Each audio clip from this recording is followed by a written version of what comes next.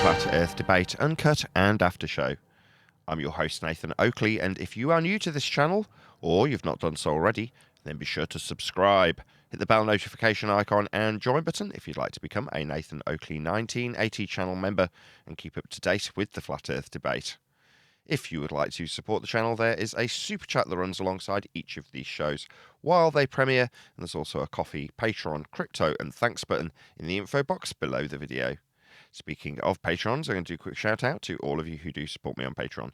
So, a massive shout of thanks and appreciation to Smith Tools and Purchase, Level Plain Poem, Vitali Z, Colton James, BG, Survive the Spin, FE Patriot, Thomas van der Zander, Chris Wouters, Sea Level Cultist, Mitch Kennedy, Rod the Names Burley, Jason Hornsby, JMals24, Unimento, Iron26, Endless, Retro Bill, John Kays, Patrick Gunnels, Banter, Hairy Blade, Mobile Max 777, Rob W, Del West Watson, Unbelievable Productions, Blue Ridge Ranger, Abraham Mohammed, Skeptic 936, Texas Mike, Chow Yun Cat, David Wayne Foster, and Dank. So, another massive thank you to all of you for supporting me on Patreon. Links to Patreon are below this video. With that, I'll hand across to whoever is in Discord and G+, so you can enjoy their dulcet tones while I set up for today's live show.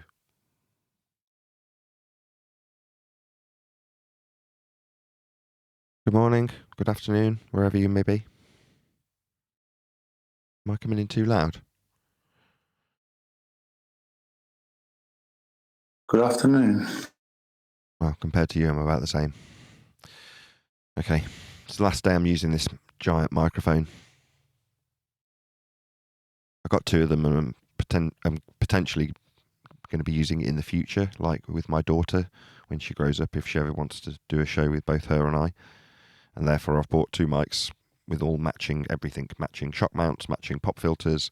I've even done matching modifications to them, and I've got matching boom arms, so that if she wants to, we can do a show together, right? But that's no good if I don't know how to use the damn thing. So I've spent a week with the thing, like just using it on the show. I did the same last week actually with my new Neumann, but that's mine as opposed to something that I might end up using with someone else. As in, I'll get use out of my new Neumann large diaphragm mic. Anyway, this is the last day of this mic. So, having tested a couple of other things, I've adjusted the gain.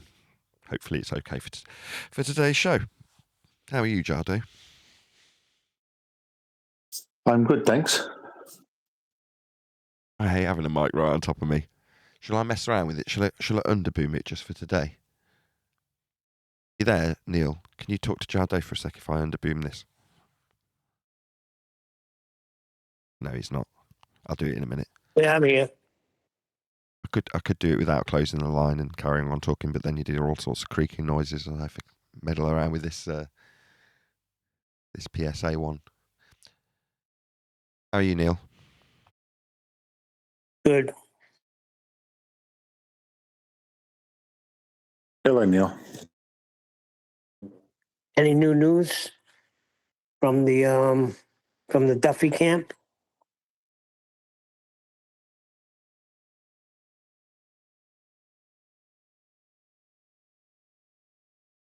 I guess not. Who are you speaking to? Oh, it's just you and I, so. Oh, no, there's been email sent. I'm just trying to gather as much information as I can from the responses, which has been hilarious. But yeah.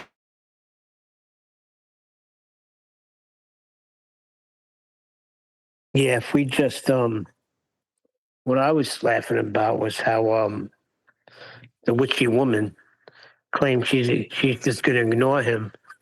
I was like, this is not ignoring him, making a freaking video saying the final acknowledgement and then spewing all your nonsense. I think they're all working together.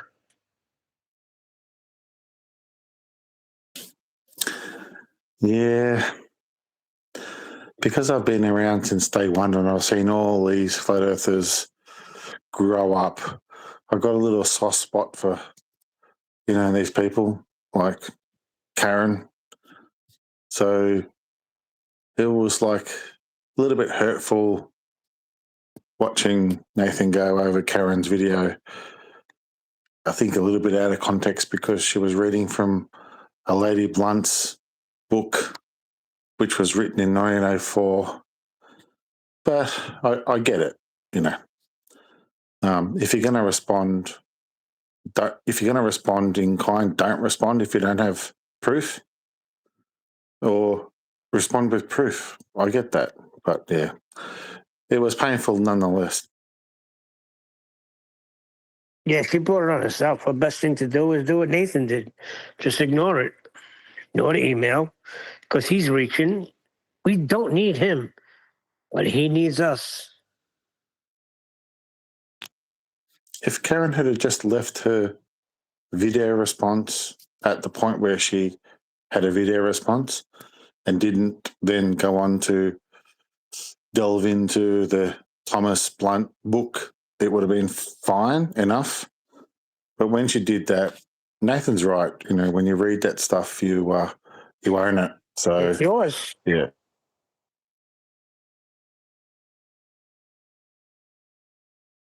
I mean, there is a certain contextualization that you can offer when you read stuff like that, right? Obviously, if I was to read that book, I'm not taking ownership of that just because I'm reading, present tense, a passage from it, right? Because I'd be adding disclaimers left and right to say why it's not mine, or why I'm using it, or why, if I'm using it against somebody else, hostile witness, whatever it is that it's being utilized by me for, that particular book, right? Scientism in this instance. I'd be prefacing. I mean, number one, I can't see a context where I'd be reading from it. But if I was, it would be contextualized, right? That's to say that it is subjective, but most of the time, what Neil's just said is correct. If you're reading something like Karen was reading from that book, she's reading it because she wants to exemplify those words as her point, right? That is to say that she, ipso facto, by default, will be taking ownership of those words as she reads them out to her audience, to even speculate with them. They still become hers. They become her speculation if she was to clarify after the fact, oh, I'm only speculating with this stuff which others have done, like Witsit, right? Yeah, it's still yours. So straight away, you're going to get the full fury. We've done this cycle 2 or 3 times now. And, Karen's been part of it. And she's watched us brace against the people that she defended, and now they've jumped ship or turned coated or whatever. Now, if she's not a shill, who cares? But she's watched those people that we pointed out were doing these things with things like Ether for years, and she defended them. Same with Patricia Steer, but she's currently one of the turncoats, right? So she can't really be exampled easily unless I go back and start using past tense, but I won't. So in terms of what's happening today, she's been there. She's seen the criticisms that have come from us. Now she's going through the same cycle. So either she's one of them, shill, or she just needs some guidance. Well, tough shit. 10 years later, I don't care. She's not going to get my guidance. She's going to get my fury. She's talking nonsense. So talk nonsense, expect pain. Yeah, but she said it in the beginning. She said, I'm going to recommend, or I'm going to tell you about this book. So she's standing behind this book and telling Duffy, here's your answers. That's what she said before she started reading from the book.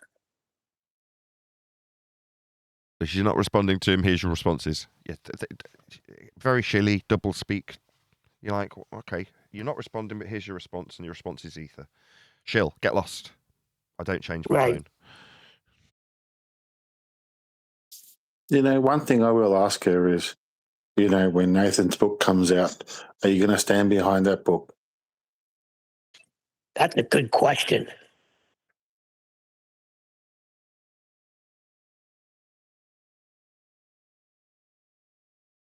Well, it is and it isn't. I mean, I really appreciate that. Thank you, Jado. As in, the confidence that inspires in my audience, because this is being recorded, is wonderful, and it brings a big smile to my face. I need Karen to stand behind the book. It's self-evident in every word, isn't it? So it works both ways. I don't care if it's attempted to be invalidated, which it will be by our opponents. Like, what are you going to do? Bit rock and hard place throughout the entire book in that respect. you can contest the history that we lay down if we're talking about aspects of heliocentrism. It's like, well, fine, deny your own history, but it's well cited.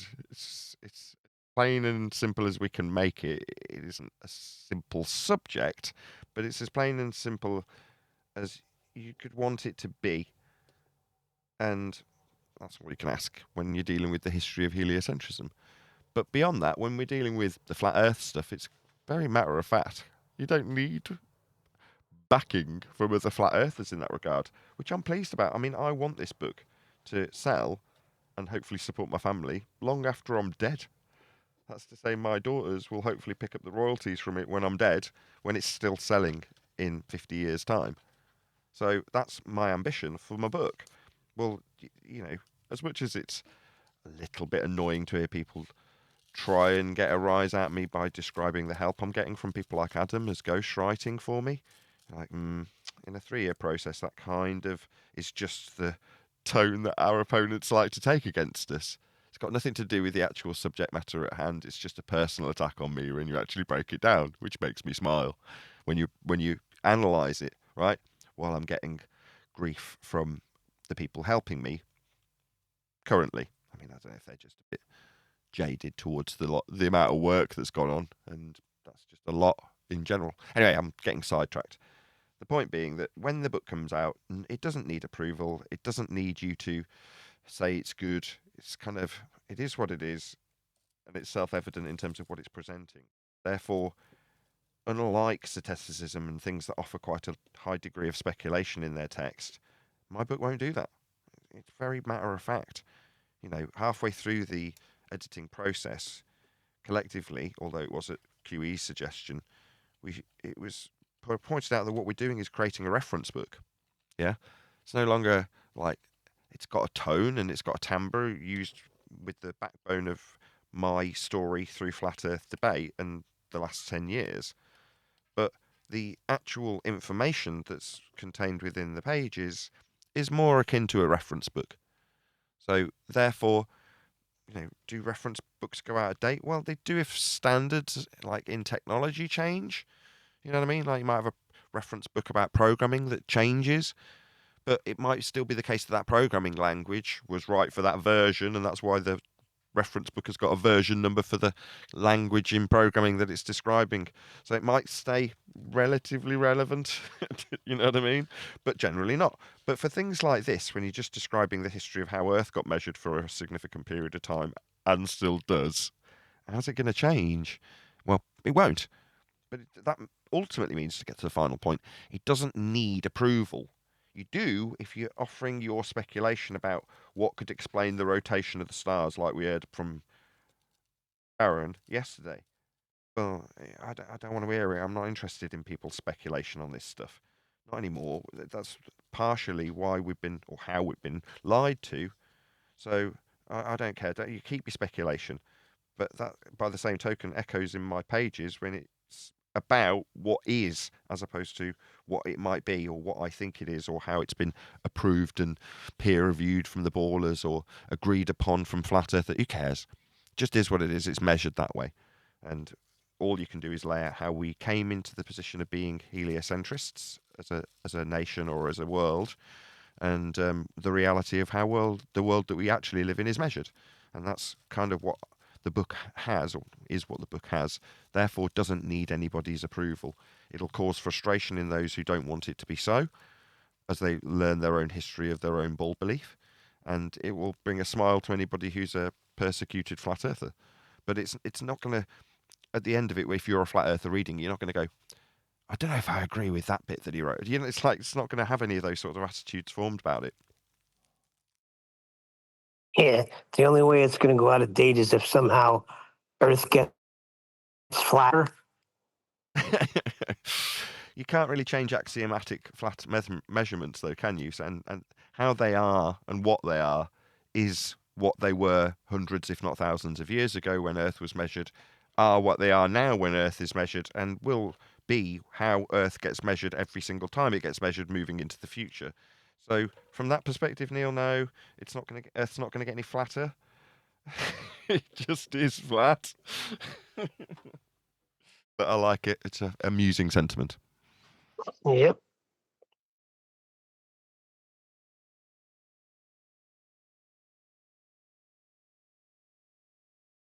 But I've been the one saying it for years now, that we are all alone. That's where we find ourselves.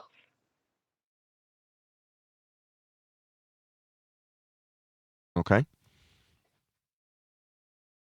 All alone? Which is great. Yeah, it's just us. I don't know what I you don't mean. hear anybody else. I feel quite pleased I've got a nice community around me now. I don't know what you're talking about. Do you feel a bit lonely at the moment? Talking about people putting out content, not your community that you built. That's with you. You built it. That's included when I say we're all alone. I mean, I still don't understand what you really want. You want other content creators.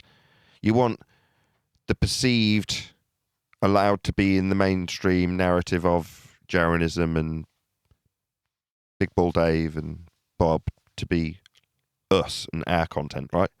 You want that perceived penetration of Flat Earth to just have us in it? Is that what you're kind of hankering after? No, I'm just saying after 10 years, we stand alone. Okay, but there's more than... We're not alone. There's loads of us. What are you talking about? I still don't understand what you're talking about. Then tell me who else. They're dropping by the wayside.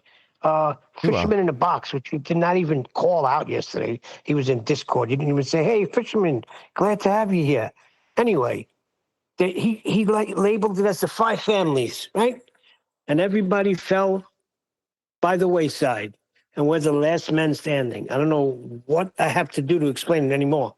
Who are the 5 families? Well, like, who was the number one that, show? Groups that surrounded Jaron, groups that surrounded DeBay, groups that surrounded Patricia, Robbie. Is that what you're talking about? Yeah, I guess the beginning, everybody that was there in the beginning, right? Who? Math Bowerland. He's still here. He's just bonkers as Yeah, ever. what do you hear from him? Pardon? What do we hear from him? I haven't heard from him in years. What are you talking about? I watched him a couple of nights ago. He's been posting videos the last couple of days. I was going to say, I watched him a couple of days ago. Yeah, Math Bowerland's still around doing his thing. He's still as bonkers as ever. He's beautifully insane as he always was. I sent him a message and I said, "Can you do less guitar playing and more talking?"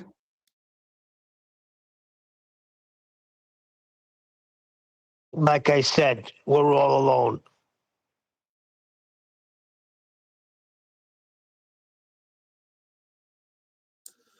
No, there's loads of flat earthers out there, Neil.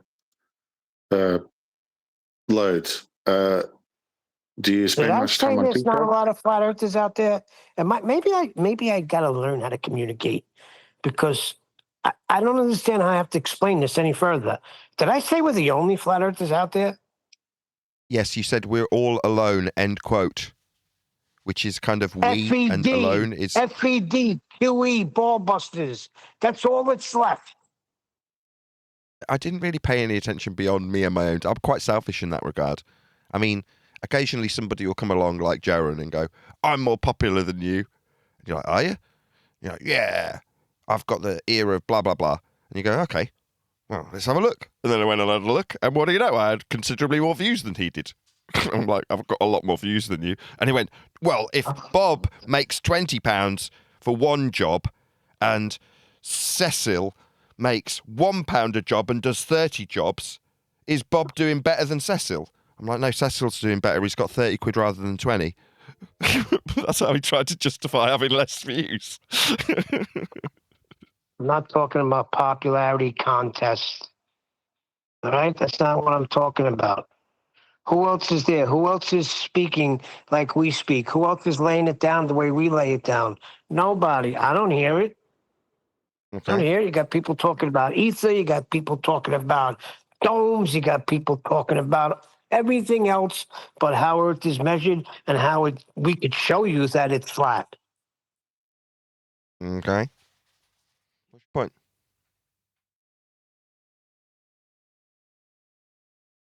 People don't do it the way we want them to do it. Is that what you're saying? Not the way we want them to do it. All right, give me a video of Matt Allen that's showing you that Earth is measured flat. Matt Pound doesn't do that. Matt Pound.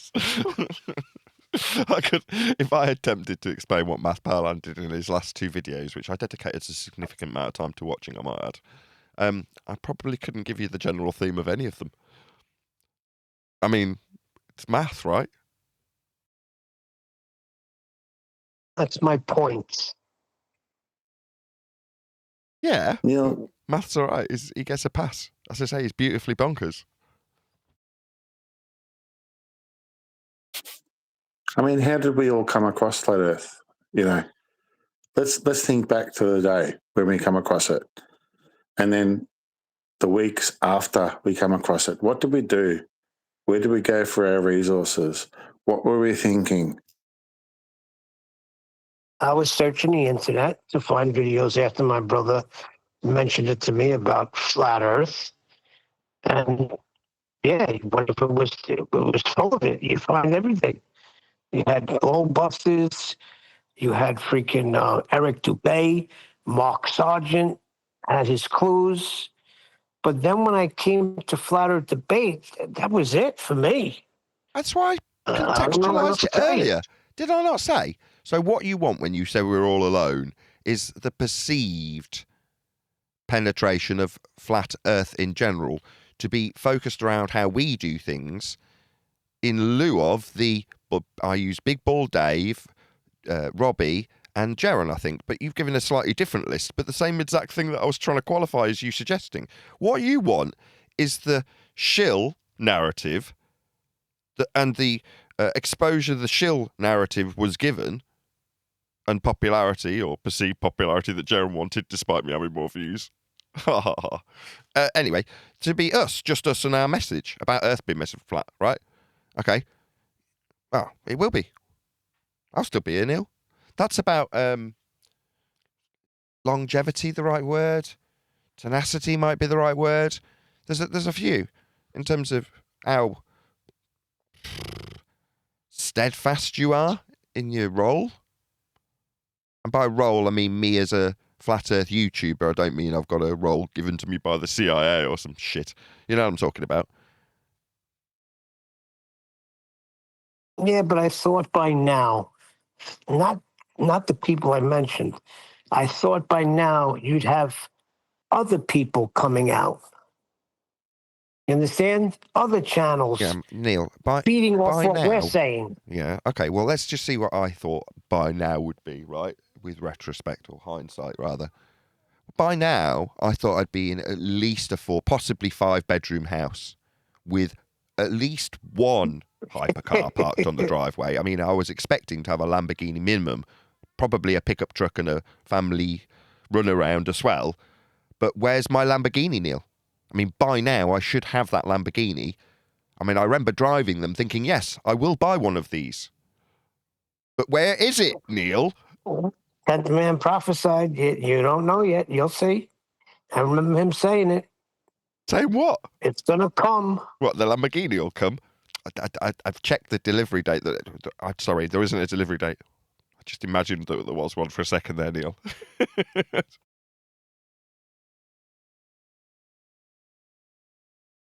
About the journey, right? The fact that I can talk with fond memories about driving a Lamborghini at all is something about the journey that is to be appreciated. Now, when I drove the Lamborghini, right, or there were several cars I drove around track days, you know, all of them extremely powerful.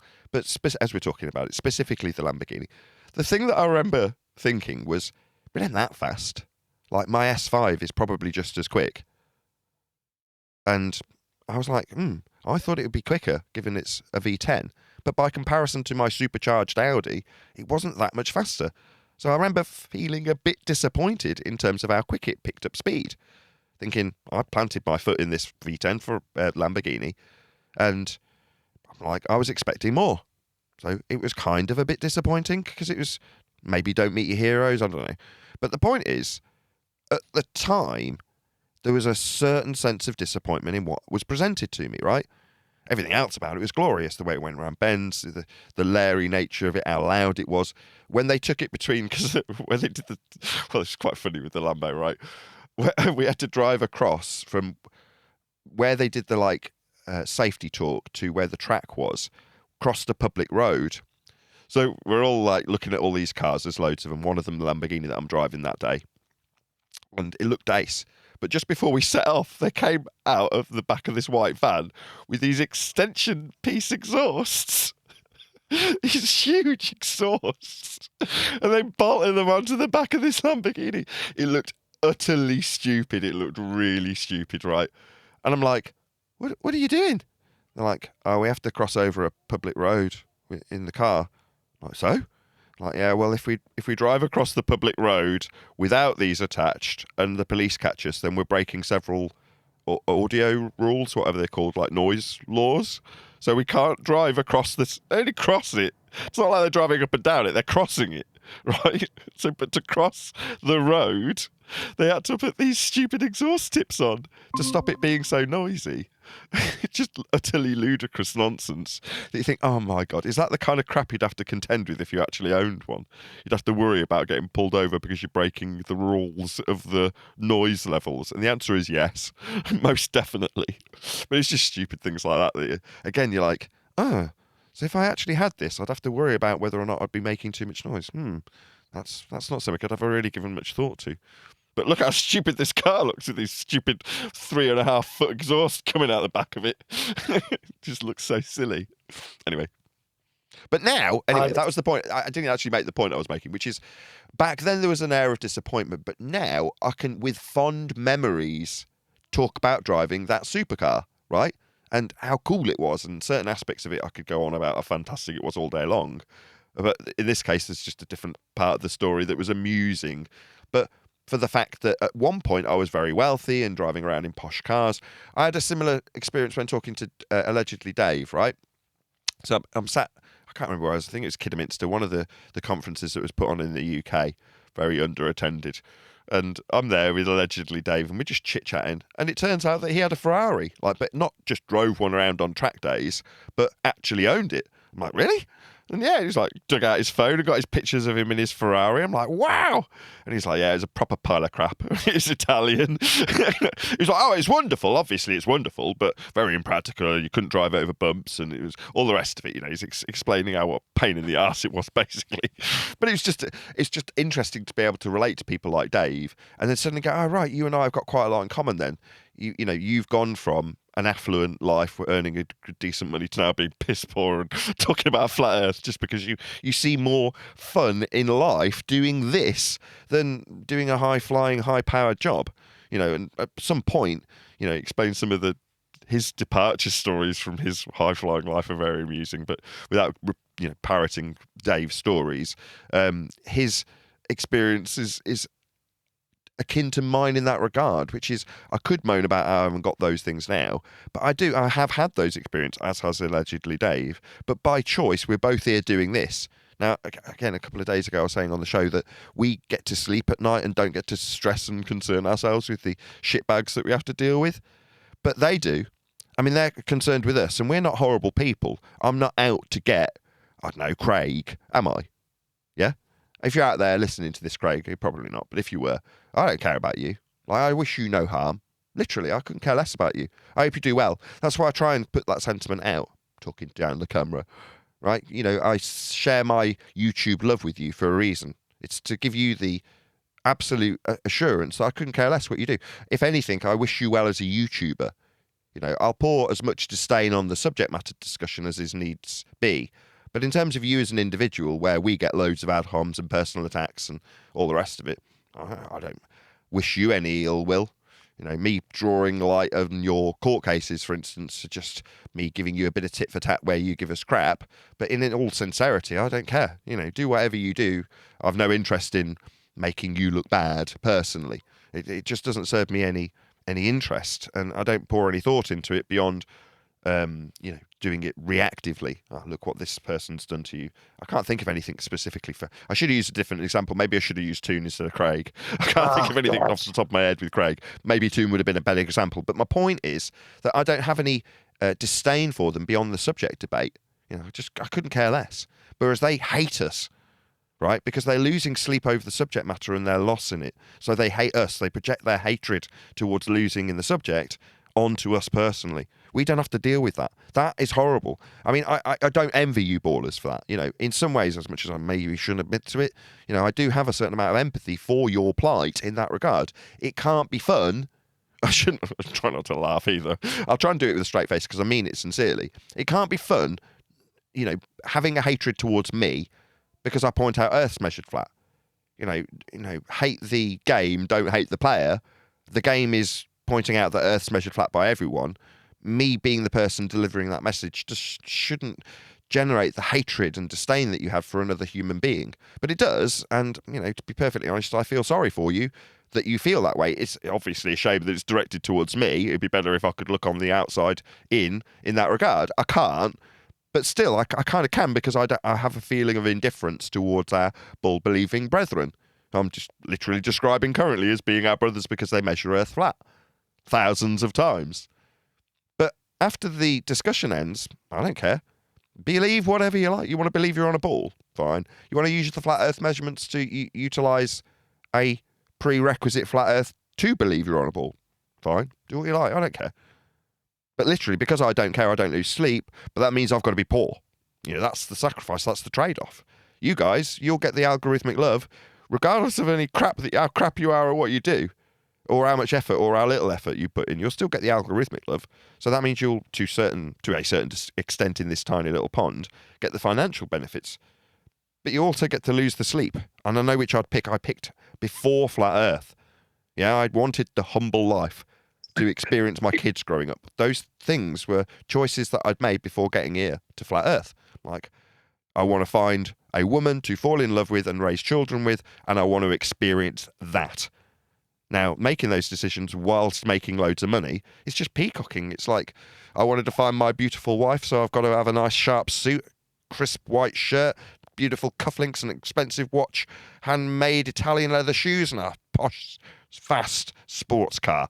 Then you'll get a nice woman because you look attractive when you're in your 20s and 30s, as is the case for me, driving Lamborghinis on track days. But once you've achieved those things, do you need the peacocking lamb? No, I don't know. But what do I want? Oh, I want to watch my kids grow up. It's the thing I watch most people moan about when I'm surrounded by the elderly, because they're looking after their grandkids at the groups that I take my kids to, or past tense used to when they're a bit younger. And I used to hear the biddies going, I wish I'd spent more time with my kids. They're all grown up now, and here's their grandkids, and they're out doing their work. And they're like, well, you haven't taught them to not go by your mistakes, have you? Because they're out at work and you're looking after them.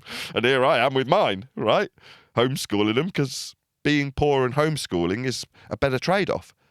But I mean, if I was homeschooling and a Glober, I'd probably be all right. I might have even got my Lamborghini. I doubt it. But you know what I mean?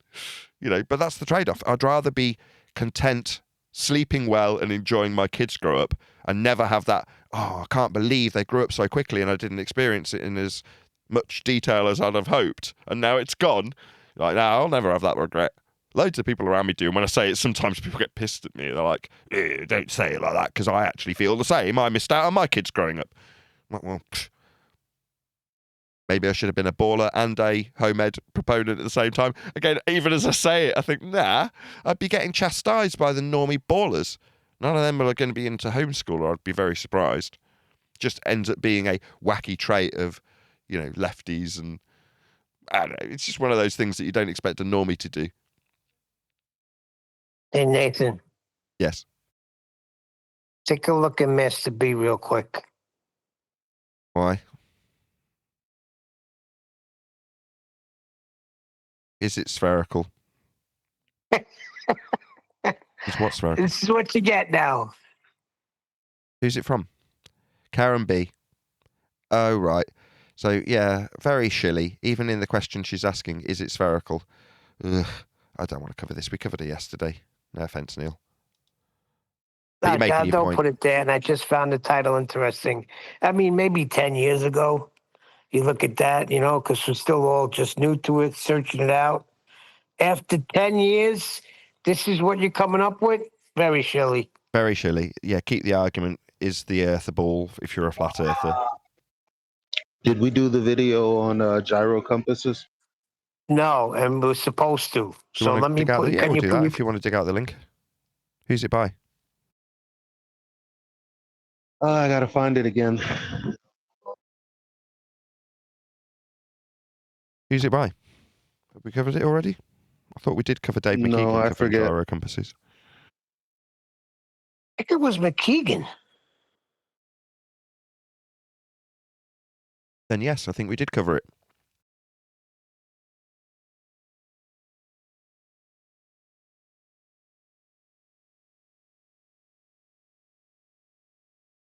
We may have covered this already, but if you pop it in Master B, I'll have a look. Oh, thank you very much.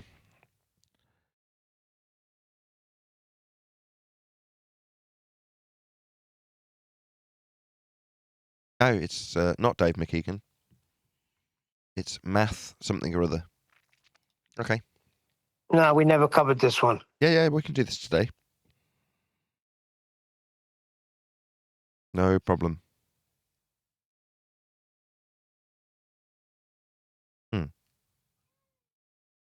Why is my preview showing a different page? Oh, I see.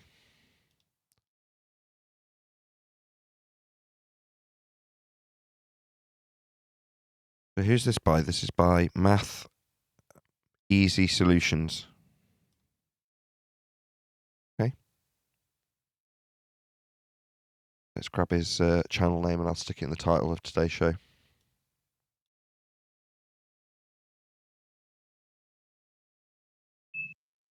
Yippee! Why do you want to cover this? What's in it? Is there something specific in it? It just popped up.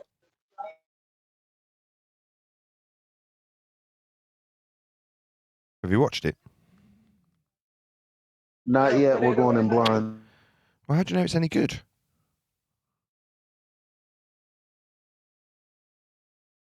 You don't. Oh, fine. We'll watch it completely. I mean, might be able to.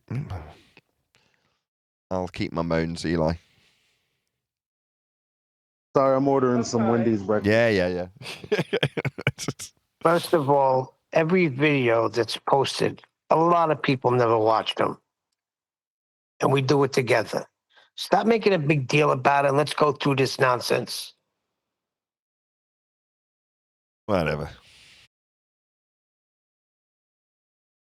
Friday, I don't even want to go through a video.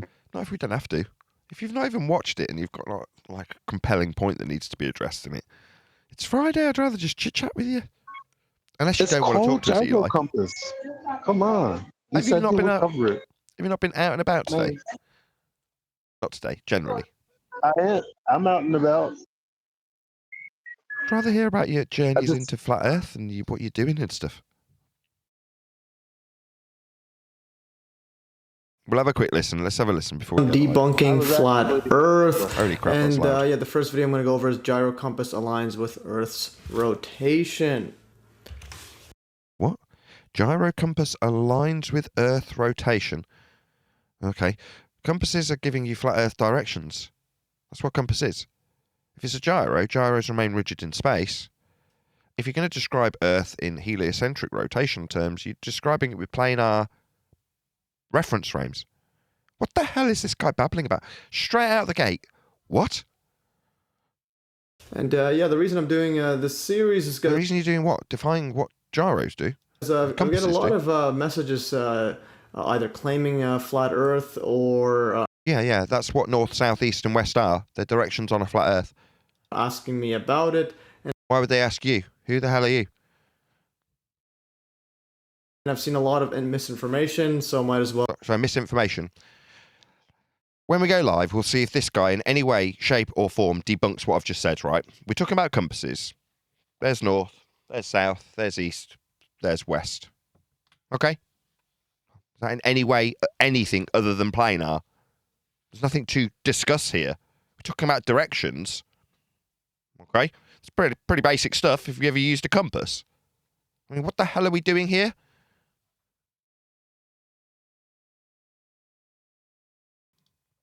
How are you?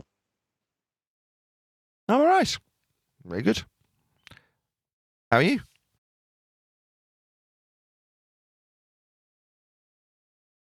I'm good. I'm feeling good. Oh, well, I'm pleased to hear it, Neil. Jolly good. Good start to the show. Nice that we're getting responses when we need them, when we first start live. Well, I asked you, how are you? I'm very well, fine. Neil. I'm very well. I'm very good indeed. I've spent a week with this here Rode Procaster. I've bought a couple of these, so if I do a podcast in the future with my daughter, I've got a couple of dynamic mics to use and do them with. So you may see this mic in the future, you may not, but I've spent a week using it, so I know how to use it. So I'm familiar with it when I come to set it up, if I set it up in the future.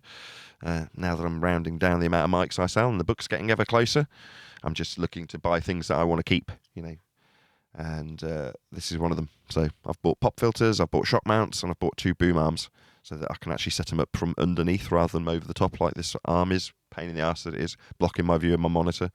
But when it is seen again, if it is seen again, it'll be on the end of a floor stand mounted microphone boom arm for my daughter and I, both with identical setups. So there you go, that's when it might come up in the future, but after a week of use, I'm now actually comfortable using it and confident that I could do a good job with it and make everything sound audible when it gets used again in the future. So there you go. So this will get put away at the end of today's show. You won't see my giant monstrosity of a Rode Procaster with its shock mount after this show, or at least not on Flat Earth Debate, because there's no need for me to use a dynamic mic. This is a fully treated room. I want the shotgun mic so I can be expressive if I'm on camera, as opposed to this thing where I have to say join the show with the link below this camera view because the mic's in the way, because it's a hulking great big thing. I mean, I don't know how people cope with having giant great big dynamic microphones. I get why they do it. They don't want to hear the sound of their room. I mean, that's nonsense, but there we go. That's why people do it. They're told that you can get rid of room acoustic problems by having a mic right on top of you, which isn't true. You can just do that with a condenser mic, just get it closer and turn the gain down, get the signal to noise that we talk about frequently at the moment in terms of our signal being the flat earth measurement signal, and the noise that is this shillery garbage waffle that comes out of the ether spewing crap munching tossers that we have to face, also labelled flat earthers in our beloved arena. So unfortunately, yeah, signal to noise at the moment is getting better. I mean, Neil was in the pre-show moaning that he would like it to be the case that all of the nonsense wafflers and their perceived penetration throughout YouTube was just us and our talk about flat earth being measured flat. And it isn't. But, that was a kind of false impression that's created by like these sleepers that are ready to come out and say Earth's a ball at any moment and, cast down any decent arguments that we've been putting forward for the last 10 years. So they're never going to, give the benefit of the algorithmic love to anybody that's not under their control, it would seem. How else would you get people like Big Ball Dave and Jaren and Globebusters to talk about ether spin and how Earth's not a ball constantly rather than how we currently do with Earth measurements and decent arguments that overcome those things that, as I say, have been shot down and braced against for the last 10 straight years. Yeah, well, don't you remember when you went on this little campaign and going with the front foot forward? It's like we went ahead with it, but it wasn't like you were the Pied Piper. Yeah, well, we would claim to be liars and all sorts of things, and from our own side, just bizarre. We're talking about science and the scientific method, and the people on our own side are saying these people don't know what science is and are liars. Like, what the hell? We've just spent months learning about this stuff so we can put it into the context of flat earth and educate our audience on how they've been deceived. And then we get our own side telling us, well, now we know why, don't they? They're the same people who say, oh, it's a ball after all, I was wrong. You're like, yeah, the same people that were claiming we were, that's the word, scammers. No, we're not. Yeah? Anybody who's come back to me since then, just leave a comment below. Were you one of the people that departed from Flat Earth Debate because you were told that we were scammers? And then you come back and what we talking about when Jaren's telling you Earth's a ball? About how it's measured flat in Antarctica by him. And every person that was down there measuring it. Shocking, isn't it? Yeah, you might have been told that we were scammers. We're not. But that's what people who are going to scam you project onto anybody who's trying to sway you off the scammer. In other words, if you have a loved one pointing out that you're getting scammed by a scammer, what do you think the scammer says? Nah, your family don't love you. They're the ones trying to con you. That's what you get told by the scammer. And in this case, that was Jaren telling his audience that we were scammers. Why? Well, because we're putting good flat earth arguments forward. And he's primed to come out and tell you all it's a bull because he's been to Antarctica and measured Earth flat for 24 hours. What the hell? Yeah, there's a good reason he braced against every single decent argument we ever tried to put to him and get him to understand. And in some cases, even after he braced against some of the arguments like the Black Swan, he still used them when he wanted to condemn somebody like Brenda. Anyway, that's what shills do. But don't you understand, Nathan? Earth's just like a Home Depot. Earth is like Home Depot. Yeah, that's Jaron's way of saying, yeah, he knows Earth's measured flat, by the way. Home Depot, as much as we take the piss out of it. That's Jaron saying, yeah, it's a big ball. What's that mean? It means we measure Earth flat. Like you'd measure a flat Home Depot? Yeah, that's because we measure Earth flat. Jaron knows Earth's measured flat. Like you'd measure a Home Depot flat. But we just don't understand really big balls. That was his departure while he was still a flat Earth. That was his rhetoric. While he was still a flat Earther, sorry. That was Jaron's rhetoric. His outgoing flat Earther rhetoric. You're like, what? Seriously? Home Depot? Big square flat Earth sections being measured? It's just big flat sections of Earth being measured. Yeah. So if it was ever the case that Jaron and I were crossing paths in the future, having moved back onto the ball, I'd say, you know Earth's measured flat too, don't you? Right? Earth's like a Home Depot. That's just his way of saying Earth's measured flat. That's all that is. Because it is. Measured flat, that is. Earth, Locally. that is. Like a Home Depot, that is. Dead? Was that Eli? No, it was me, sorry. I said locally. But locally is everywhere, ever, if you're measuring it. You can only measure locally. Now, locally might be 5,400 miles, nautical miles, right? Well, yeah, it could be if you're measuring GP distances. Yeah, from you to the other side of that circle is massive. Okay, well, that means your local 5,400 miles is flat, if you want to call it that. But that's just there. Just ask Simon Get out of Dan. jail, incoherent, get out of jail free card. Oh, it's just locally flat. What, the measurements of Earth? Yeah, I know. Yeah, Earth's measured flat. Locally. Everywhere, always. Measured flat. And that's how Earth's measured. Yes. What's that? It's just local. It's fine to measure Earth flat. It's a really big ball. You can believe that if you want. But I'll just take the first bit. Earth is measured flat. By everyone, always, without exception. Now, you, the incoherent idiot boltards, you can tell yourself that because it's measured flat, that means it's a really, really big ball. Okay. You can also tell us we don't understand how, when measuring Earth flat, that actually means it's a really big ball. You can tell us that if you want. I won't be listening anymore. Yeah, I don't care. Because Earth's measured flat. We figured that out quite some time ago. Everyone measures it that way.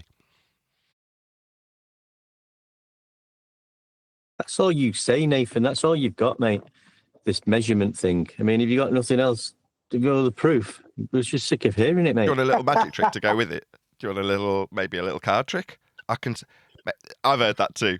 People say, that's all Nathan says. He just says Earth's measured flat. Okay, so would you prefer I said, Earth is, maybe change the tone, Earth is measured flat.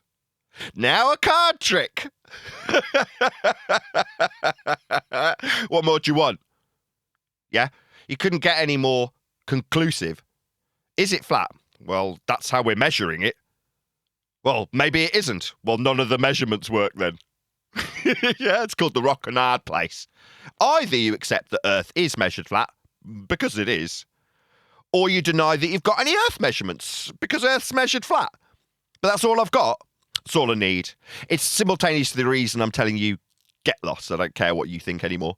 Yeah? Well, Earth's like a Home Depot because it's a really big ball. Let's break that down. Earth's like a Home Depot. What does that mean? Earth's measured flat. Yeah, it is. Yeah. What's that? Locally.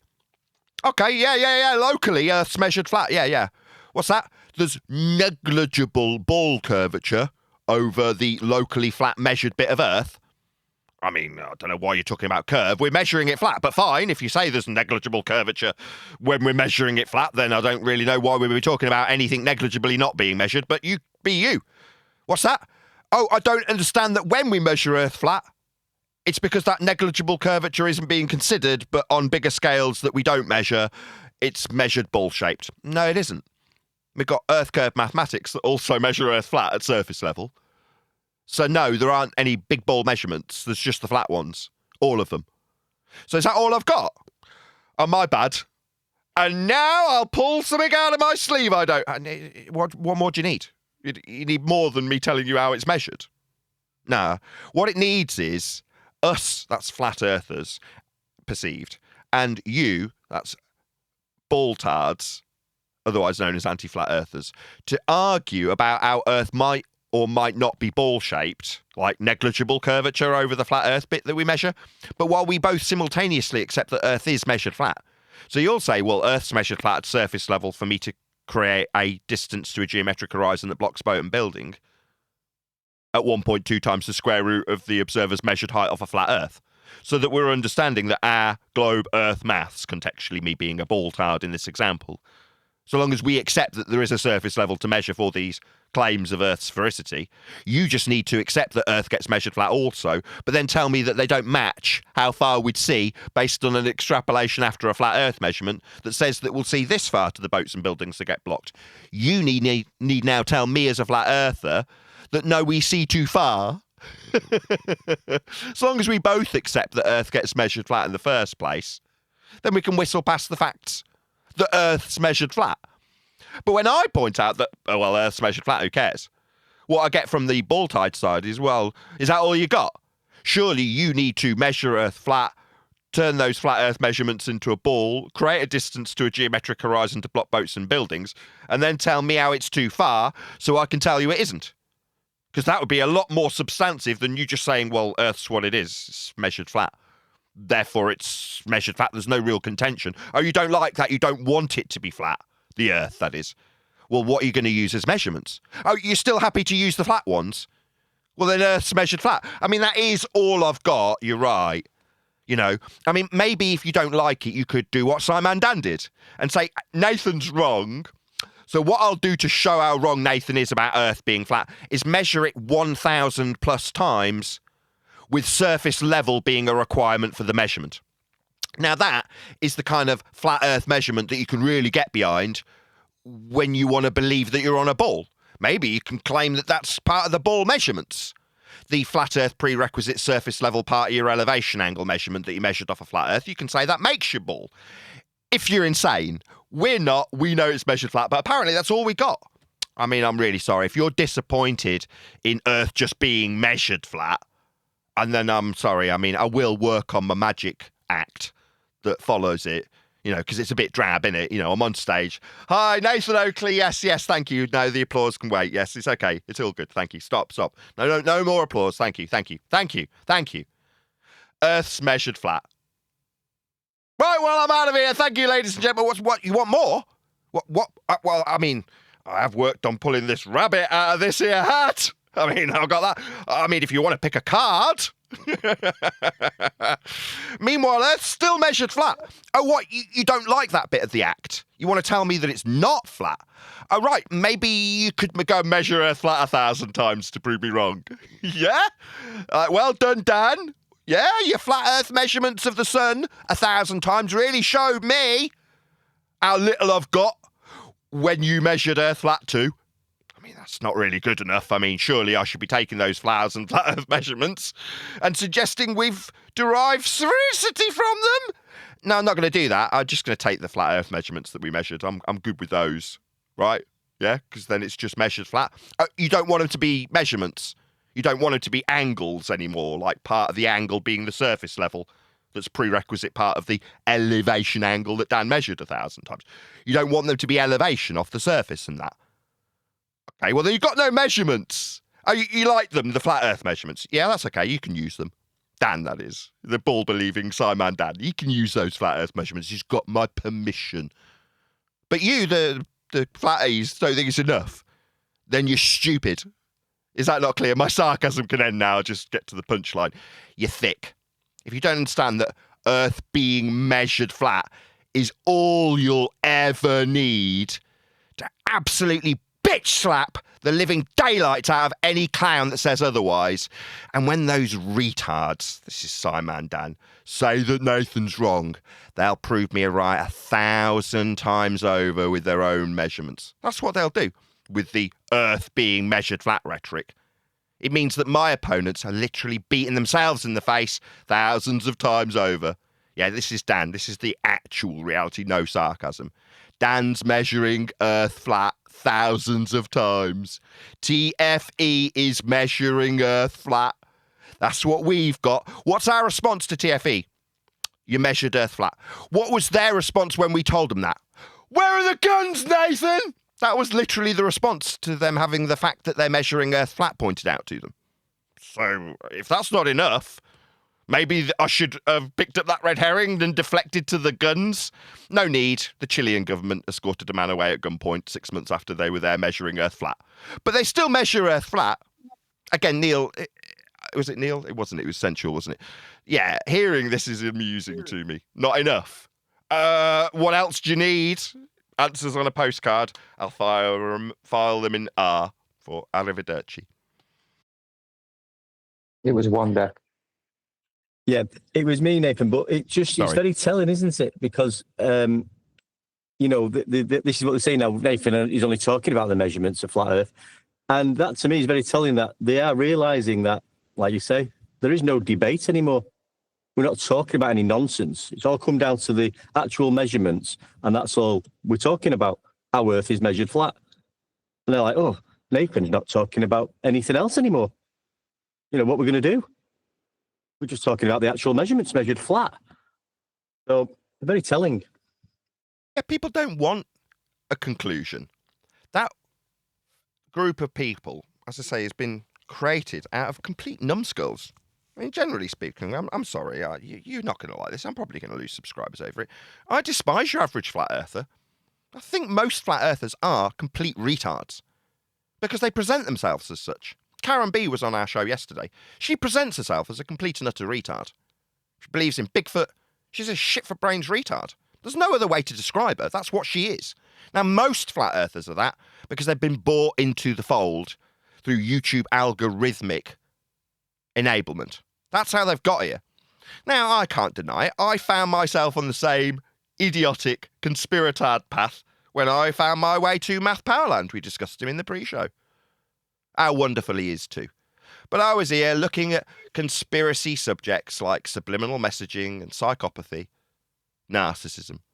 And then you find your way to Flat Earth. Now, potentially, I could have been just another conspiratard idiot on that path, waiting to be shown demonstrably to be idiotic, just like Karen. But I'm not that person.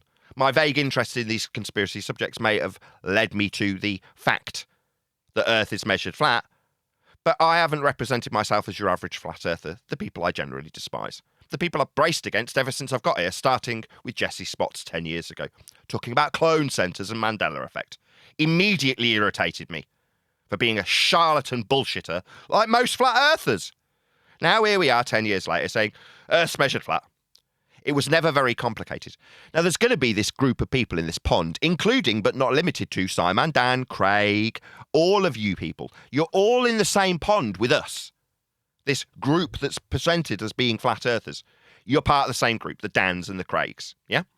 Now that group is completely separate from normie society, yeah? They're something else. Now eventually, they will go, we, collectively, the general populace, knew it was flat all along. And when they do, the ring that it comes with will be a ring of Earth is measured flat. Because oftentimes the most simple explanation for things is what permeates the masses. It's not the complicated arguments about reference frames. It's not the complicated arguments about bullshit beliefs in ether. It's not the complicated arguments about the stars, which have nothing to do with the surface, unless, of course, you're measuring the surface level with them, as we've navigated and charted the world. Flat. So it boils down to how simplistically the general population can accept this as having been the case all along. And what do you know? It's not that I need the general populace to accept this belief as having been the case all along.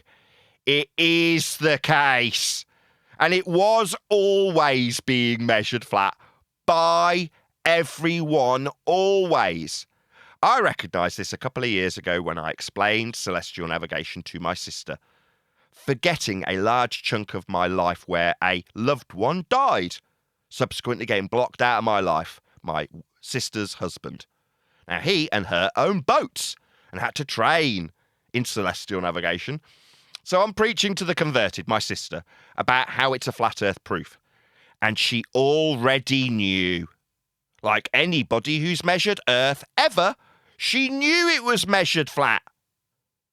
So at that point, you recognise the simplistic, awful truth of what people like my sister, a normie, recognise when they deal with earth.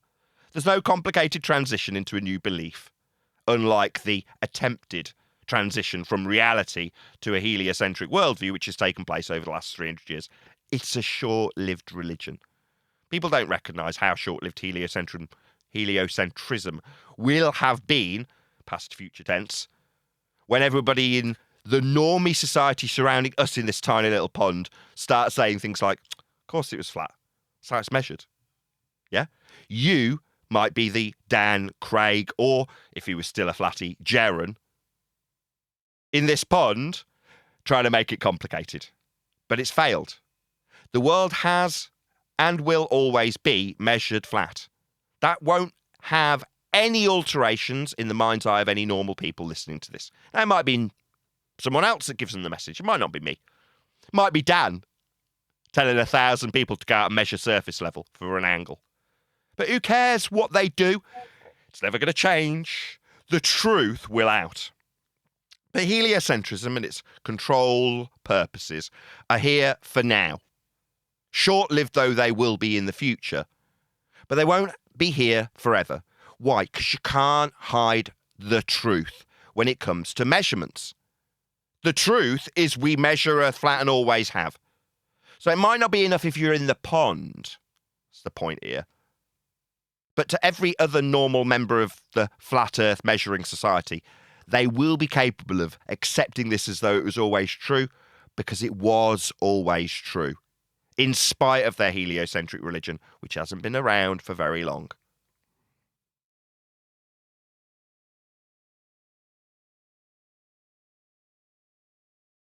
Yep, like you say, it was the Greeks knew that 2,000 years ago. That's their example of measuring Earth flat. Al-Biruni measured the Earth flat, and even in the so-called Earth curve calculator, it shows and describes how Earth is measured flat using eye level and surface level parallel to each other, and obtaining a depression angle between them 2 points. There's never any evidence or suggestion of curvature within the curvature position. All you do is talk about Earth being measured flat one day. All you do. Well, we can ask the question: is it spherical? The gyroscope would tell us. Yes, there's been a potential suggestion of discussion or debate about what gyros do. Now, again, we've gone through these processes many times. The cycle gets shorter and shorter each time. The actual use of gyroscopic motion is to retain horizontal planes of reference in avionics. That's what it's used for. Now, from this point forward, I've said it on many of the shows, I couldn't give a crap what you dig out from people. That's to say, when people say, no, actually, gyroscopes are self-correcting, Earth's spherical, I'll go, really? Because that's not what they're being used for, and that's not what they're measuring. Now, I've made this laboured point quite a few times on recent shows, but as far as anybody in avionics is concerned, they just want to avoid death. Yeah? There's no two ways about what a gyro does and how it's being used. Now, if you want to tell me in the text that what's measured in the measurements isn't what's really measured, then, without labouring the point, you can take it up with the people who use the measurements, not me. Now, they're not going to respond. They don't care. They're just going to use the measurements. And the measurements are flat. And how they're acquired is with useful tools in avionics to retain horizontal planes of reference. These detailed mathematical acquisitions are required to fly in straight and level flight. And nothing needs to be altered when you look at the flat Earth affirming avionic data. Every part of what they describe to fly in straight and level flight is axiomatically tied to a flat Earth. There's no getting away from this stuff. There's just verbiage from idiots who want their sphere belief to somehow comport with Earth being measured flat. And it never will. All you'll ever have is words. But the measurements, they're in. Earth's measured flat. In every single measurement ever. But you can feel free. You can believe that we've self-corrected out the curve that isn't being measured in the measurements. You can believe that all you like. I don't care what you believe. And if it's based on something you've read, oh, right, it's from the NTSB. The NTSB say gyros self-correct from curvature. Oh, really? Is that what they say? Really? That kind of defies the axiomatic principle of the gyroscope and its measurements here with respect to the horizontal that it's retaining. That's what it's used for. What's that you say? No, they drift. They do if they're broken. It's not what it shows in the pitch data. Yeah, it's not what it shows when they're measuring Earth. But like I say, I don't care. I'll just laugh at them now. Because they think that there's a debate continuing. I don't care anymore. You can come and start telling me, I'll probably agree with you. You want me to believe that I don't understand how it's been corrected. Okay. Yeah. Give me your words. Nathan. They did it with, sorry, Brian. Come on, Dick, I'll go after you. Sorry, quicker. They did exactly the same thing and still do with celestial navigation and elevation angles. You know, they used to say, but it only works on a globe. You know, they just come out with this nonsense. It can only work on a globe. Well, the tool that we're using is actually designed to measure elevation angles. That's what it's designed to do. How does it work on a globe? More accurately, it's designed to measure elevation angles. More accurately, it can't work on a globe. I remember Rumpus saying that 7 years ago. Sextants only work on a globe, end quote the Rumpus. Actually, no, they can't work on a globe. They're acquiring elevation angles off surface level. So no. Go ahead, Brian. Yeah, there's a massive contradiction, you see. This is what happens. The ballers always come at us with supposed arguments, but they're always in a vacuum. As I said before, they focus on 6 and forget about 7 and 8. When it comes to the pendulous vanes, which are part of the back of a gyro system that's powered through the movement of air and vacuum, when it comes to them, they try to claim that they're correcting for curls, right? This is what they're trying to claim.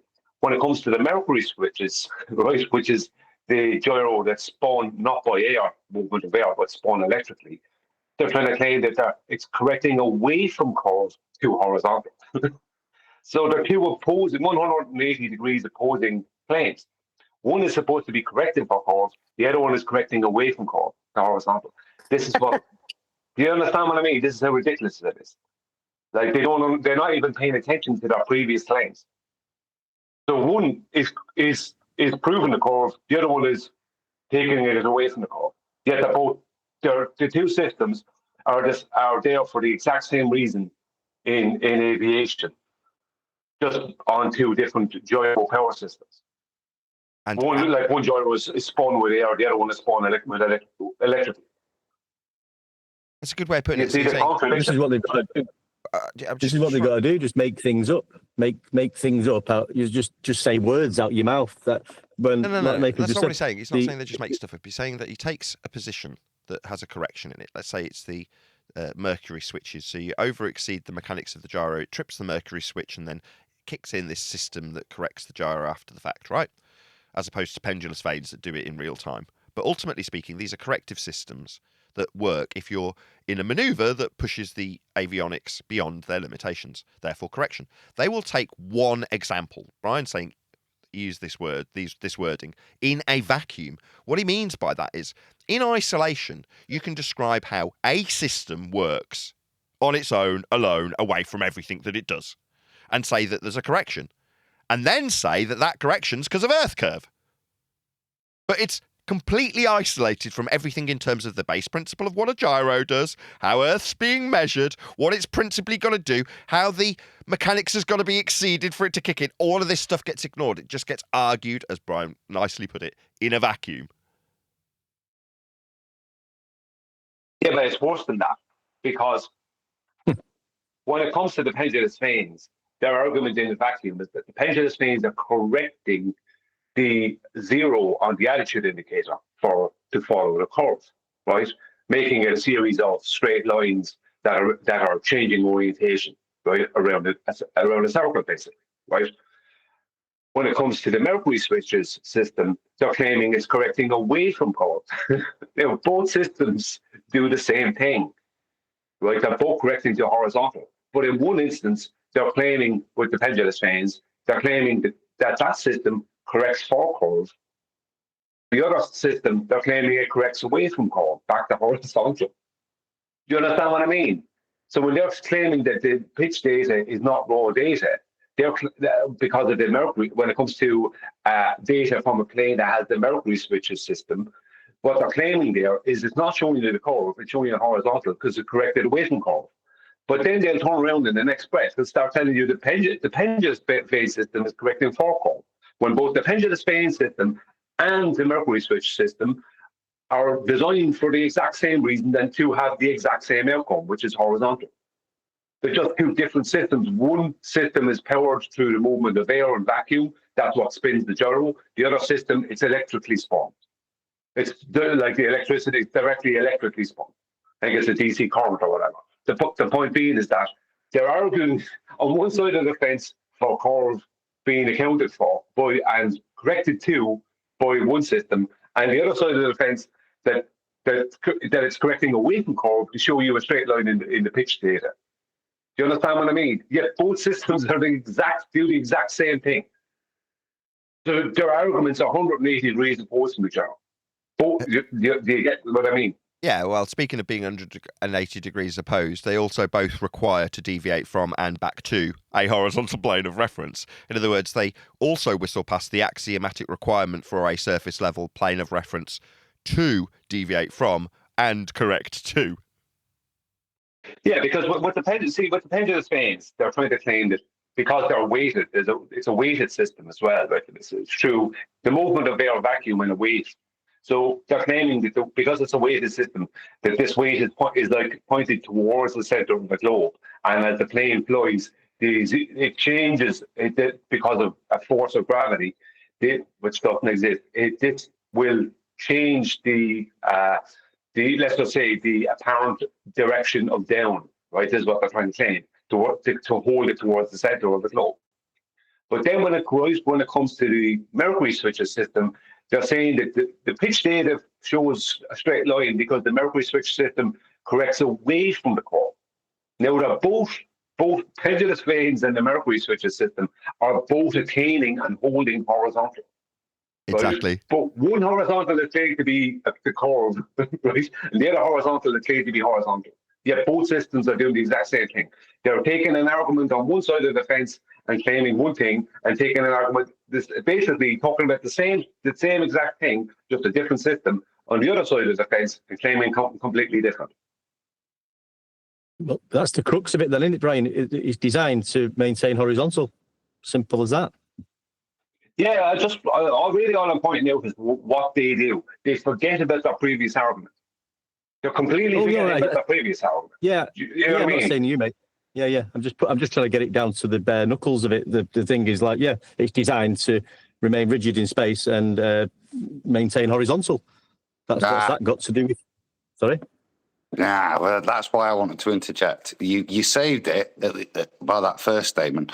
It's not designed to maintain horizontal. You set it up to demonstrate the horizontal. But gyroscopes work by holding their position in free space. That may or may not be horizontal once you've set it up. This is the point. Yeah? This is the mitigation that they'll try and bullshit you into. And subterfuge about how a gyro works. A gyro works by maintaining its position, however that's set up. Whether that happens to be horizontal, which would make sense if you're wanting to use it to define it, but the fundamental principles of a gyro is it maintains its position, whatever position that is. Right, with you.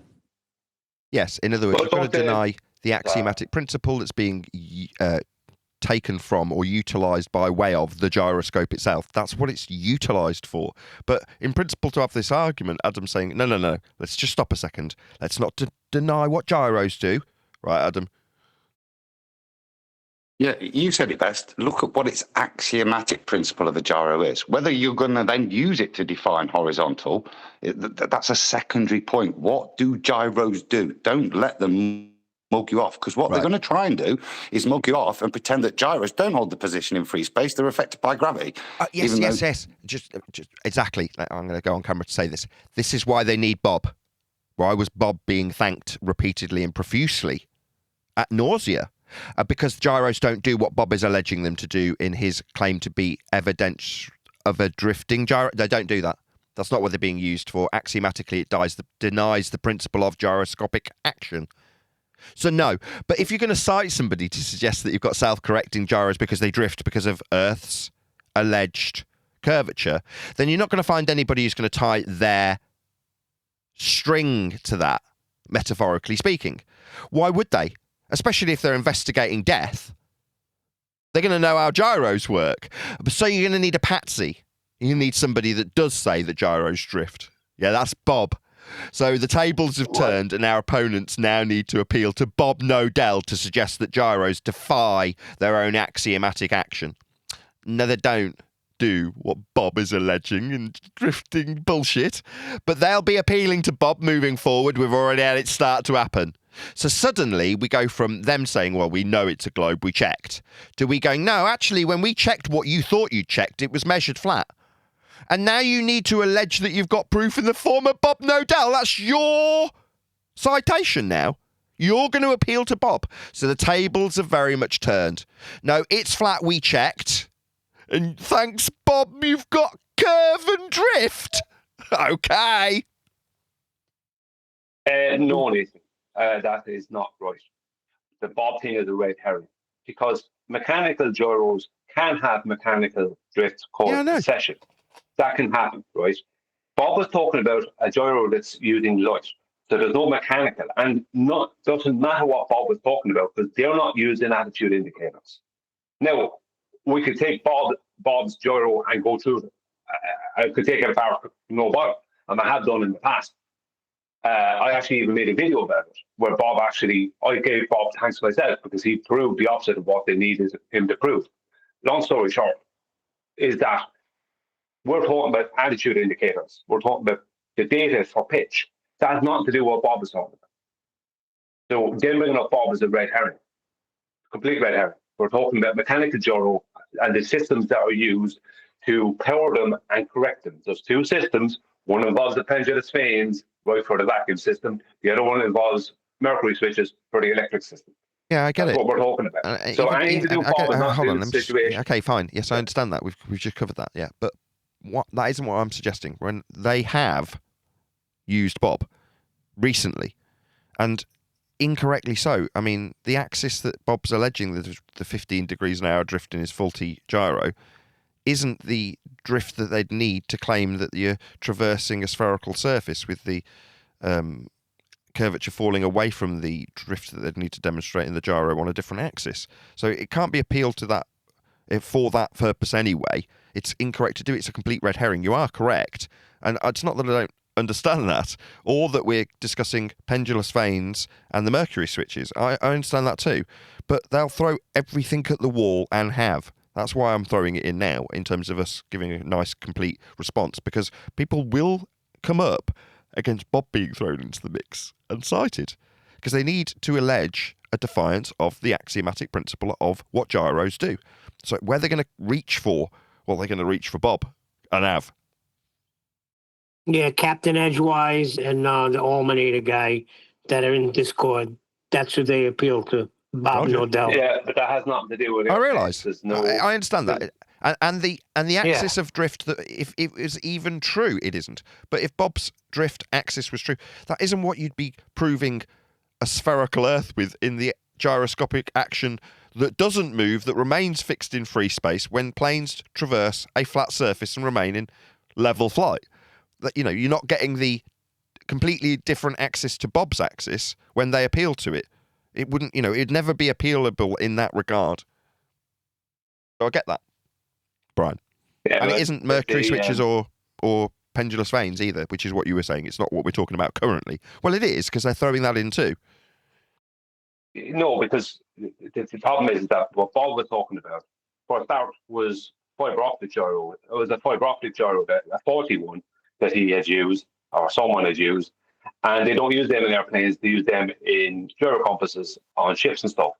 They use ring laser gyros in airplanes. Now, if you want to talk about those, they are used in the inertial navigation system. There's three of them. For one, holds horizontal, the other one holds yaw, and the other one holds one is for pitch, roll, and yaw. There's three of them, and they're creating an inertial reference frame for three accelerometers. Right. So, if we're going to talk about light gyros, let's just say, or optical gyros as they're called, then and we're talking about airplanes, then we have to talk about the inertial navigation system, which completely annihilates them. But that's a secondary thing. What we're actually talking about is the attitude indicator and mechanical gyros. So then trying to go to that is, in my opinion, a desperation. Because even what Bob was talking about was he was talking about a drift. That has nothing to do with pitch.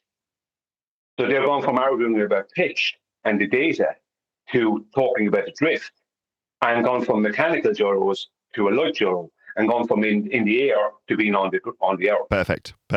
So, yeah. So now we're all on the same page. Yes, exactly. They're throwing everything at the wall. To what? Defy what a gyro does? We know what gyro does. That's how it's being used. Oh, you don't like that? Oh, well. Then you haven't got any measurements from the gyro. Oh, it's self-correcting because someone said so. No, that's not what gyros do. You have to like it. What? But Bob showed that it does do that. Oh, did he? So you're appealing to Bob?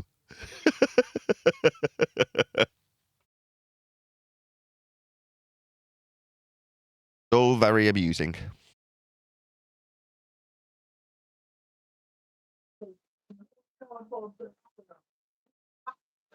Scared, Adam? Oh, he just dropped. Obviously got things to do, I guess. So, where's Eli? I was going to ask him about what hold on, let's just see if Adam's got something to add. Adam, did you want to add something? Were you trying to... Yeah, sorry, it was robot. That's all right. Terrible. You dropped instead of dropped. unmuted, I assume. Can you hear me? Yes, scared. Just a point of what going off there, which is kind of how Bob got it through customs, as you were, how he to the community early on. And I was describing it to you the other day, the mitigation he bothered to spend time with me saying why this was significant. But again, you see, it's to deny the principles of a gyroscope. But what Bob wasn't trying to claim that this showed Earth rotation. Yeah. He was trying to claim this showed the rotation of the luminiferous ether. Correct. He was so on board with it. Why? This is why it kind of got through customs. Because back then you don't have the hindsight to go, oh my God, look what he's actually setting up for the future. We didn't. I think the instigators of it probably did, as we can see by it being used now. But back then, you're just thinking, oh, it's a crazy old man thinking his faulty gyros demonstrating that the ether rotates. And then lots of people got excited by that, didn't they? I remember Mike Kavanagh taking me aside saying, yeah, but the best thing, Ad, is if you go up the mountain, the rate of rotation changes. I'm thinking, wow. The rate that your gyro is out changes as you, yeah? That's the reality of what these guys were working with. Yeah, it was the ether drift. Yeah. Well, it's more faulty the higher I go. That's what I was being told, yeah? But that's not what I heard back then. But that's the reality of what was being pimped. It's more faulty the higher I go. You get it. I love how we're looking at these things in retrospect. It's just amusing. At first, I think you picked up on it, actually. There was a day about a week or two ago that I was just so bitter about it all. Like, I feel like I've wasted my time. And you're like, no, it's about the journey. It's about where you've got to because of all this nonsense. You're like, yeah, but now I can see where general member of the public can be potentially in, I don't know, as little as 10 years. And they can just say, yeah, we always knew it was flat. So it's measured, right? So you go, oh, so there's a reason we were chucked in this little pond. But we were in a pond and we never did anything. We never clawed ourselves out. And 10 years later, we can finally claw our way out. I've even given it as a metaphor of falling down a hill. Remember? Meeting anti-flatties at the bottom. Yeah? Well, here we are, 10 years later. Yeah, we can claw out of this hole. Yeah? The rest of the normie society aren't doing anything other than measuring Earth flat, are they? No, it's all the evidence. You can't measure something that doesn't exist. You're going to measure that which does exist. And that's the thing, you know. There's no globe being measured because there is no globe. If there was, one would be measured. Yeah. But there we go. It just feels like, you know, oh, it did when I was a bit more bitter. Now Adam's saying things like he is. It seems a lot more amusing because without that experience, I suppose you couldn't come up with quips like that. It's more faulty the higher I go. But you've got to have gone through it, right? You've got to have lived it to be able to put it in those terms. Yeah. Well, like I said, I admitted there. That's not how I interpreted it the first time. My mind, full of curiosity and wanting to learn, does this mean it? But no, slow down, and with hindsight, you recognise. And that's, stop being mugged off that a faulty gyro tells you something. That's not how they're designed to work. Yeah? If they did, imagine that. The higher you got with your gyro, the more faulty it went. Well, that'll be useful in an aeroplane, won't it? Do you get me? It's to imply that faulty measurements mean you can deduce something is beyond retarded, other than the deduction that your gyro's broke. Yes, I'm glad you've summarised that because we don't actually often go through why we would so brazenly suggest that it's broken. It's like, well, did you service it? Don't need to. What it's used for defies what it's useful for. What's it being applied to? So I've got a different word. Well, applied to a nonsense waffle about an ether. That's what it's being applied to. Oh, God. I shouldn't have been so bitter a couple of weeks ago, right? I'll get over it. I'm very fickle. But it did for a little bit. It felt like, what a waste of time. Do you not agree? No one's backing me up. It's the frustration, isn't it? It's the frustration more than anything. Yeah? I mean, you can only show a horse to water, can't you? You can't actually make them drink. And we've got people here refusing it. Like when you're talking about Karen B yesterday. There's the water, Karen, drink it. And doesn't want it, doesn't want to use it. That's the frustration, like you're banging your head against the wall. But what you alluded to, it's been a righteous journey, bro. Because we had to learn all the hard shit, to do all of their bullshit inside out, upside down, yeah, to only get to the end of the journey, chapters 13 and 14, yeah, which is really towards the end of this, where we were able to stand up proudly and say the Earth is measured flat, first with celestial navigation, yeah, and then secondly with the pitch data. And that nails it for me. That's why it is frustrating.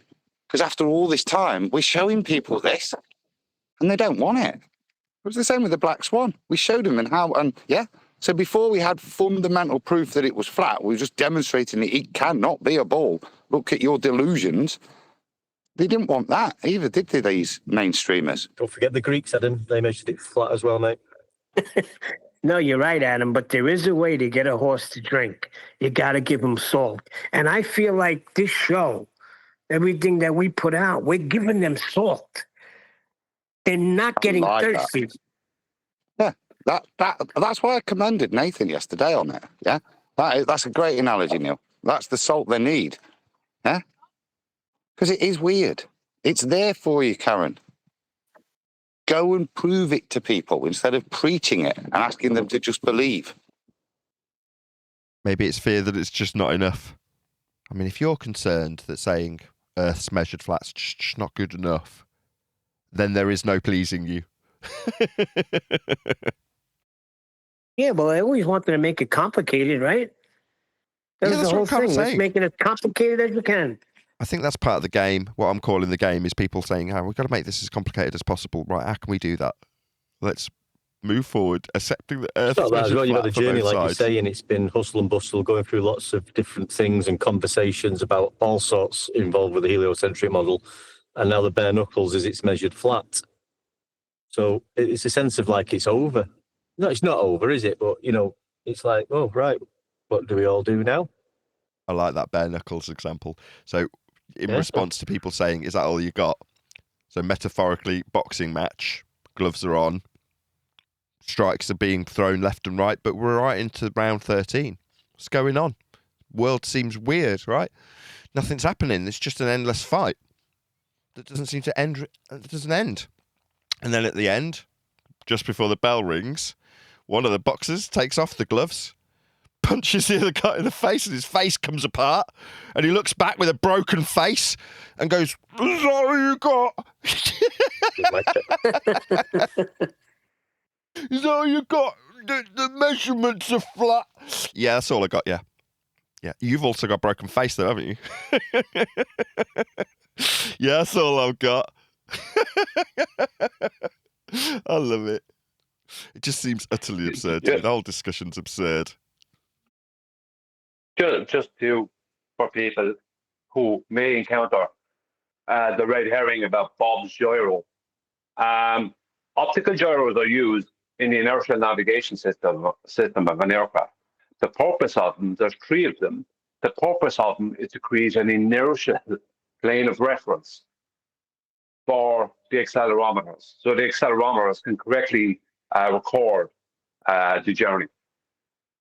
So why would optical gyros be drifting if they need to create, if they're used for, if optical gyros are drifting, right, something that happens within mechanical gyros.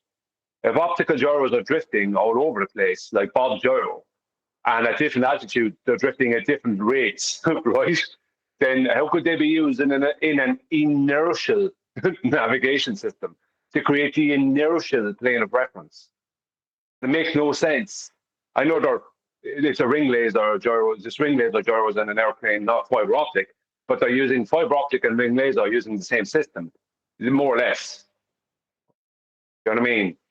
Yeah, you can see the co-pilot being told by the pilot, right, we're now going up to 40,000 feet.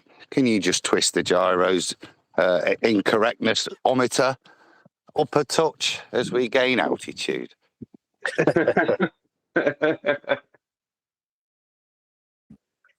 If only we had some black box data, pitch data, that would be good. We have. It's like my favourite flat earth proof. What are you talking about? But it's stupid, Nathan, because they're trying to state that the reason that it shows a horizontal in the data is because it's corrected away from the curve by the mercury switches. But that would mean then why would the data from a plane with a pendulum space system show the exact same thing then? If that's supposed to correct forecourts. If it was corrected by the mercury switches, why would you have a gyro in the fucking first place? Excuse my French. Yeah, you just have mercury switches. Yeah, just have the switches and the cage. It's a couple of pendulous vanes, and a hammer hung upside down from the rear view mirror of the pilot's cockpit, because that's what they're claiming is defining the level.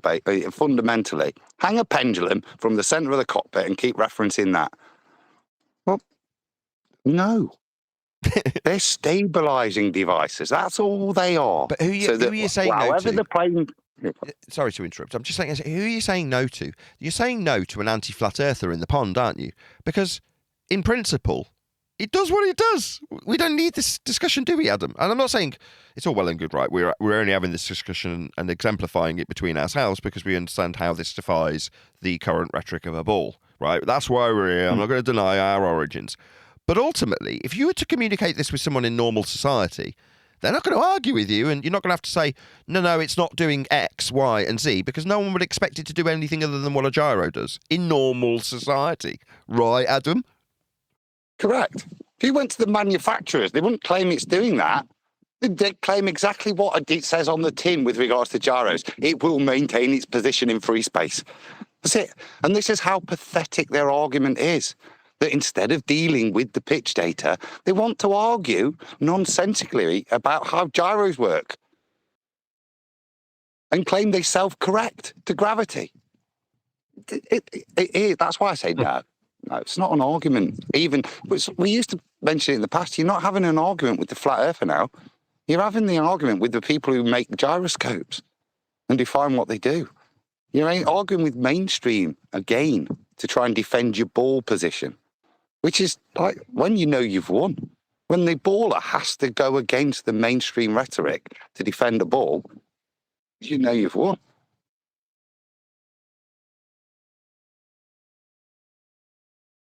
Yes, and that's what it boils down to in terms of every single assertion of Earth measurement. You're going to have to go against mainstream rhetoric. Now, I'm glad you're here, Adam. It's a phraseology you can only put into words if you've got a ghostwriter. Yeah, they did the same thing with dip, didn't they? Skip past the angle and let's talk about dip.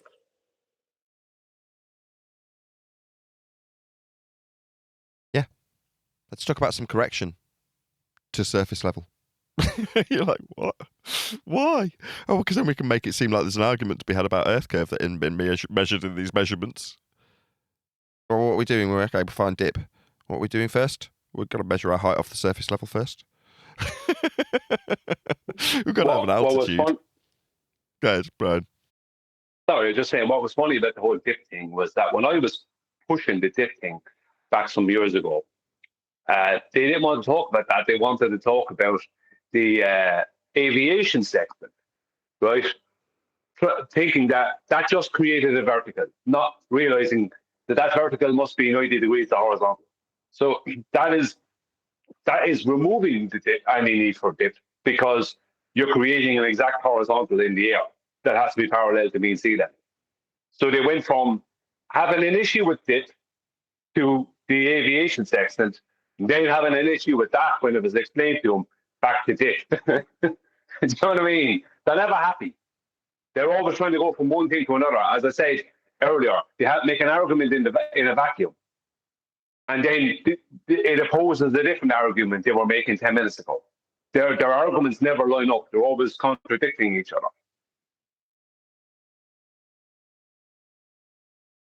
Yes. Well, not each other. Well, it depends, because there might be somebody who's less informed on how you need to dodge these subject matters within the anti-flat earth communities. But just defying what things principally do, and what things principally do is not something you have to argue with normal people with. Like I say, I explained this earlier with the example with my sister.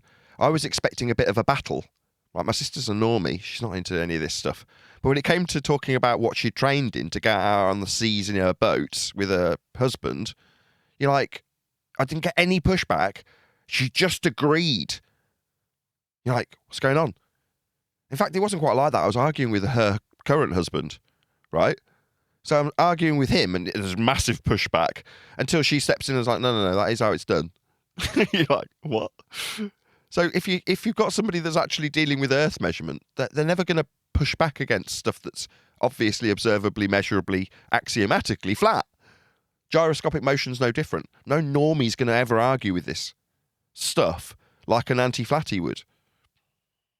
Exactly. Look, I just pulled the video up. Angles on a sphere at work. But just to point out something, what I've noticed, Nathan, is via Google and the AI systems and all that are used via Google and whatever else, what they're doing is more and more and more, when you ask it a question and they need to come up with some supposed learned video or evidence that, let's just say, that gravity is a force or whatever rubbish like that, right? Whatever lie like that it's trying to promote. What video is turning up? What websites turn up? It's all the anti-flat earth stuff. It's McTew stuff, Fight the Flat Earth. It's flatearth.ws site that's all a lot of nonsense that's wrong. It's all this stuff turns up. So when it comes to present, you're saying No ordinary person is going to argue that. But Google is presenting their stuff to the ordinary person. They're not presenting Brian Cox anymore. They stopped doing that a long while back. Now it's presenting McToon. Do you understand the problem there? Now, it may not be much of a problem because the ordinary everyday person is going to, as soon as they dig, as QE would say, for Micah deep, they would find out that this person is not even linking the videos that they're claiming to be responding to in their own description. And when the person finds that video, it turns out that it was not what this person was making it out to be, blah, blah, blah. But Google is relying upon people's laziness. So the Google AI systems is promoting, like, here's a video from Fight the Flat Earth or from Simon Dan or whoever, and this explains why gravity is a force, just as an example, right? Even though it's not officially since 1915, it hasn't been officially within their paradigm. But you have a video from Simon Dan talking about how it is. So they're not even showing Veritasium now, well, because that would be giving the truth within their paradigm. They're showing Simon Dan to the average person, and that's what's getting promoted. Yeah. But I don't know if you say to the normal person. I agree with everything to the last three words, right? When you say what they're showing the normal person, now they can still get away with presenting normies with Veritasium, but the people who are inquisitive of this subject are already halfway rolling down the hill, metaphorically speaking. They'll be presented Simon Dan. Yeah, I see what you mean. And look, it could be a case of when I ask the question, because of me in my position and my IP address, I'm being given an answer from Grok AI or whoever that is not the same answer as some other person who's not involved in all this in Minnesota would get, right? For example. Maybe that's the case. Now, that has been the case with me in the past, where I've had to actually ask other people to go get things for me, because when I Google it, I get a load of rubbish. I don't get the links I'm looking for. Now, that's very likely happening too. So when I Google it, I get Simon Dan. That's who they give me. Maybe they're giving Joe Hamburg or someone else. I don't know. But maybe so. Or maybe they're being given the same rubbish as me. I don't know. People are lazy. They ask a question, they get an answer from Google, and they just go, okay, that's the answer. That's what they're looking for. They're betting on people being lazy. That's what Google is betting on. So their AI can give them any old rubbish and any old noise. And people will go, they'll see that the AI is lying to them about a completely different subject, but when it comes to whether gravity is a force or not, they just accept. Because it's gravity, and everyone knows that's real. And everyone knows it's a force, and that's what will go through people's heads. So they won't even bother investigating the situation. So it's a deeper, you know what I mean? So to even investigate whether or not gravity even is a force officially these days, you have to, as a normal person, you'd have to go through a lot of layers of rubbish to get to there.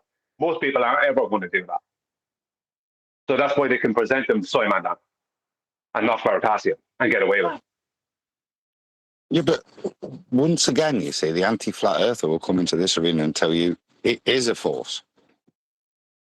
Yeah, that's what Simon Dan will be telling his audience. When they share his video, the average everyday, some everyday person asks that question to Google, and they get presented with Simon Dan, and they just accept whatever Simon Dan says, even though what he says, or whoever, McToon, whoever it is, will be incorrect.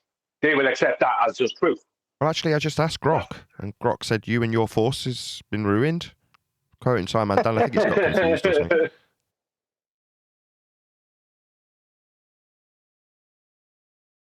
Right, I'm going to round out. So with that, I'm going to say, if you are watching this on either Nathan Oakley 1980 or Nathan Oakley Premiering streams, then stay tuned, as there will be an after show to follow.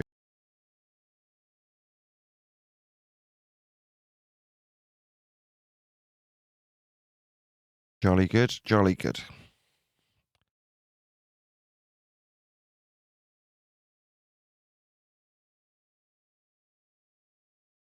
I just want an absolutely enormous microphone. It's almost 2 feet long.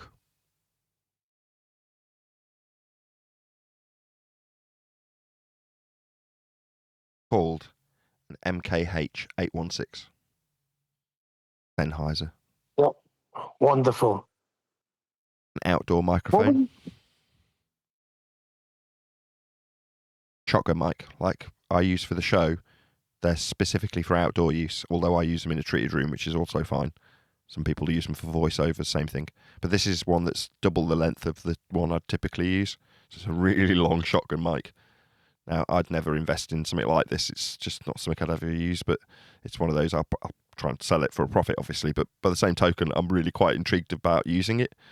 So a 416, the half-length one, is an industry standard. Like, everyone uses them on BBC, or used to use them back in the day in the BBC.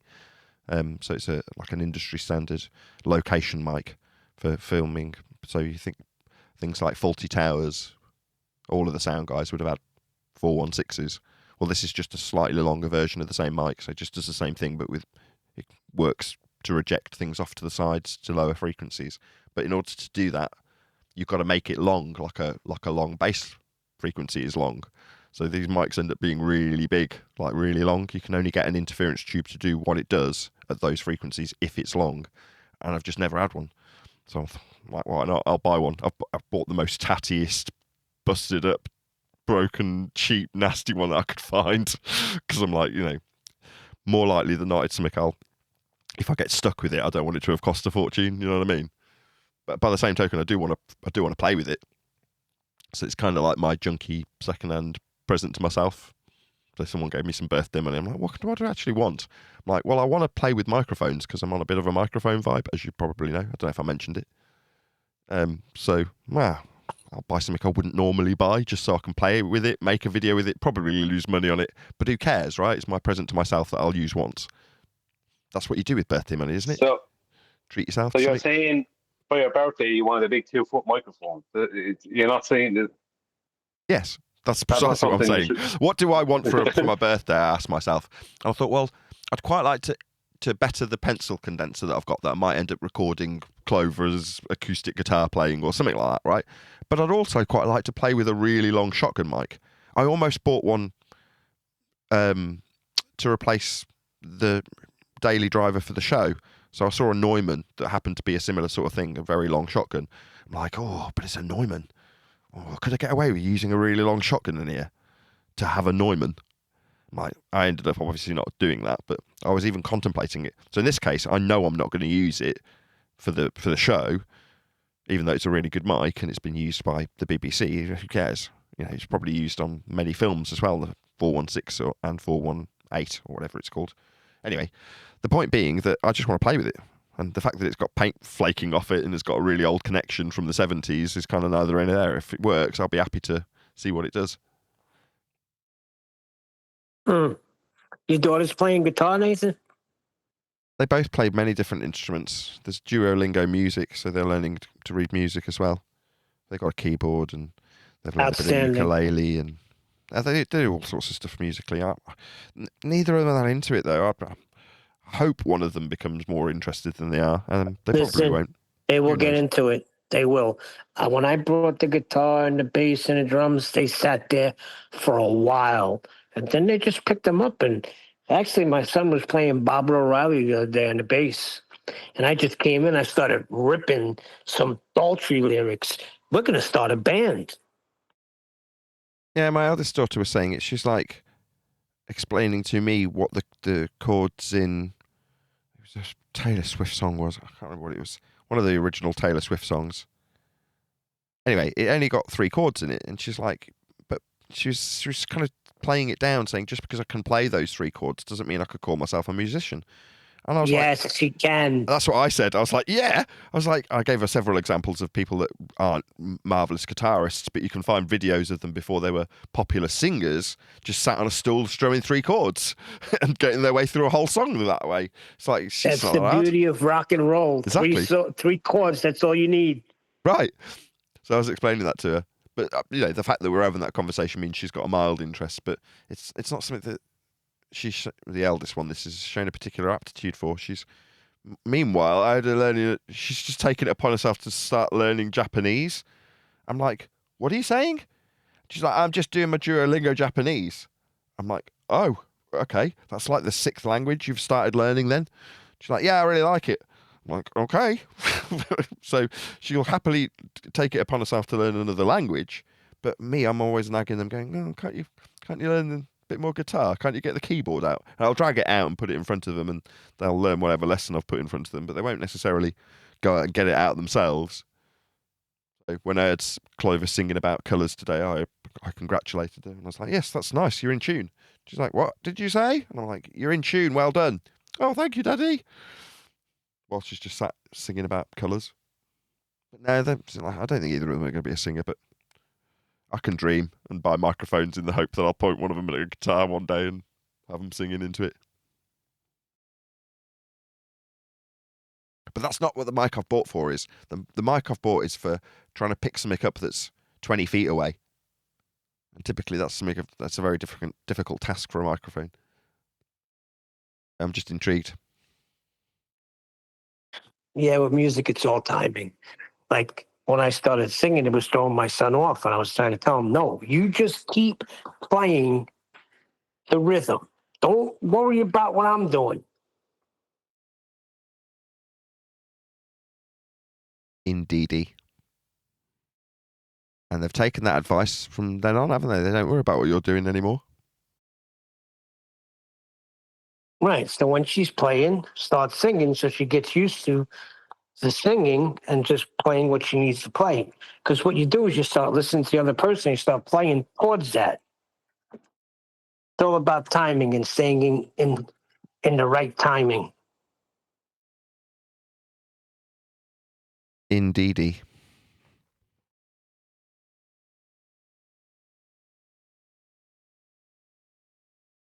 Nathan, you were saying something about Bob the other day, that when he was doing that Netflix show, that he was saying, well, this is a problem for Flat Earth. Do you recall that? Yes, because he bullshitted that he didn't know he was mic'd. As soon as he said it, I'm like, you lying bastard. Oh, okay. So I got it now. So he said it, but he was claiming that he didn't say it, or he didn't know that he was being recorded. Yes. Which to me, I just saw straight through. What a show.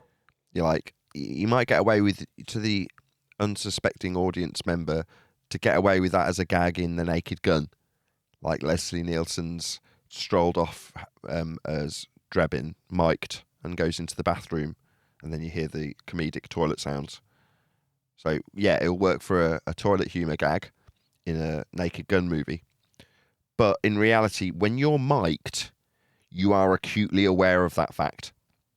Either, like now, with me with a giant mic pointing in front of me, or if you're on a radio pack, then you've got a bloody uncomfortable radio pack wrapped around you with wires. You know, you don't get little tiny lav... The lav mic's tiny, yeah? So as far as the visual aesthetic of having a lav mic on you, you can hide them. That's the point. But to hide them, you've got to have a body pack on. And there's nobody on God's green earth that's unaware that they're wearing a freaking radio mic. It's utterly absurd to suggest so. So when he did, I'm like, this sets off a lot of red flags for me. You know, I've had to tape microphones to people before. This is bullshit. What's he talking about? Is he going to make me believe that he hasn't got a load of wires wrapped around him and a little pack that's a pain in the arse and constantly losing signal, and having sound men come and check that it's constantly wired and check that the batteries are working and check that the switches are in the right position? Bullshit, you didn't know you had it on. Are you having me on? You've got to be kidding me. No. The second you're mic'd with that thing, you're acutely aware that you're perma-mic'd. It's all you can think about because it's on you. It's a bloody lav mic. What a joke.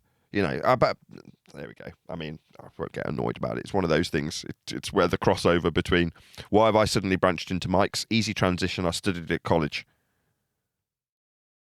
It's like the mafia boss catches the undercover cop with a wire and he says, oh, I didn't know. Yeah. So basically what you're saying was he was calling us all stupid. We just don't know. If I just think he was doing it intentionally. I just think he's a freaking shill. Bob Nodell, that is. You don't know that you're mic'd. Piss off. You're having me on. But no, as far as his audience is, well, where's the mic? I can't see it. Is what the audience understands to be the case. Yeah. So you're appealing to what people visually recognise. Well, what about the people who know that you've got a body pack on and you have a sound guy pissing around with it for a long time because they're awkward? So you just expect me to believe that it just fucking farted and arrived at your person and then you didn't realise? I was just suddenly mic'd. I had no idea.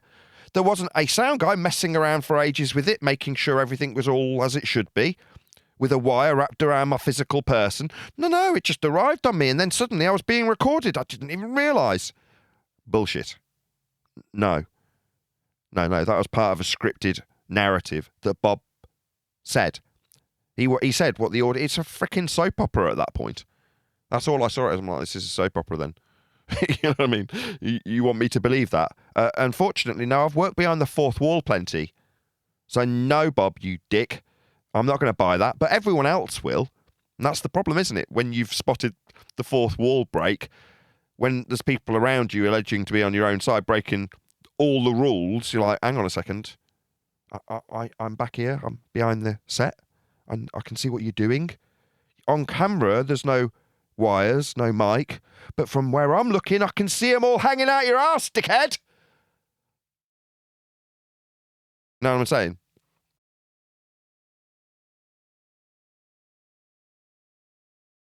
That's literal.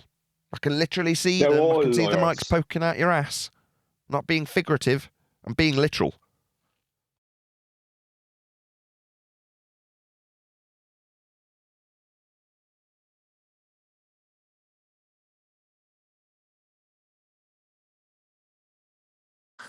I agree, Brian. They're all liars.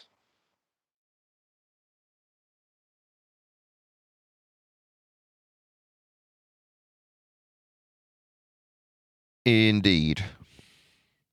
But there's certain narratives that people put across in Flat Earth that I've always thought stunk, that just didn't make any sense.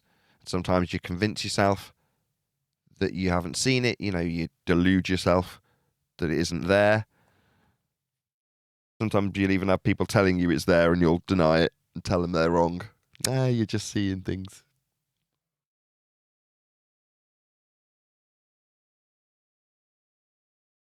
But yeah, a lot of these people were here to gaslight us the whole time. That's what they were doing. Easy to spot with hindsight. But at the time, I was probably defending Bob. I'm sure it's perfectly legit.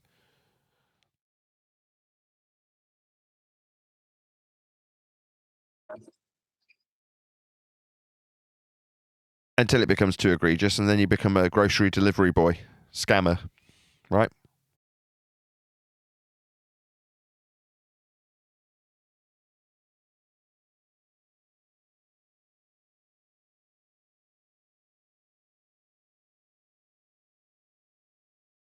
Well, I'm glad we had this discussion. It's been emotional.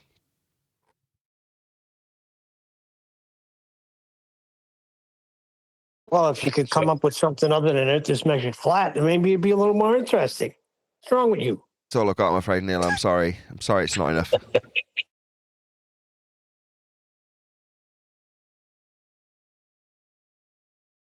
But they're all lawyers, Nathan. Just look at Whitsitt. The first thing he said when he came back, like, he was there saying, I didn't hit a vape. I didn't hit any vape. Then he, some while later, stating, I stated the minute I was asked that I did hit a vape. Do you know what I mean? These people just never stop. These globebusters, they're constant liars. Constant. Even when they're corrected, let's say when QE or Adam corrected them or something, right? One of these people, Zachary Zabal or one of these people. And they just completely ignore it and go back to waffling on the same rubbish out to an audience. That means that they're knowingly lying to the audience. Yeah, and I think that's intentional too. You are. The double speak is intended to create an air of falsity around the narrative so that you can focus on that as a viewer. So you can say, I know that they're faking being in Antarctica because why would Whitsitt need to lie about vaping? He's just trying to affirm that he's somewhere he isn't.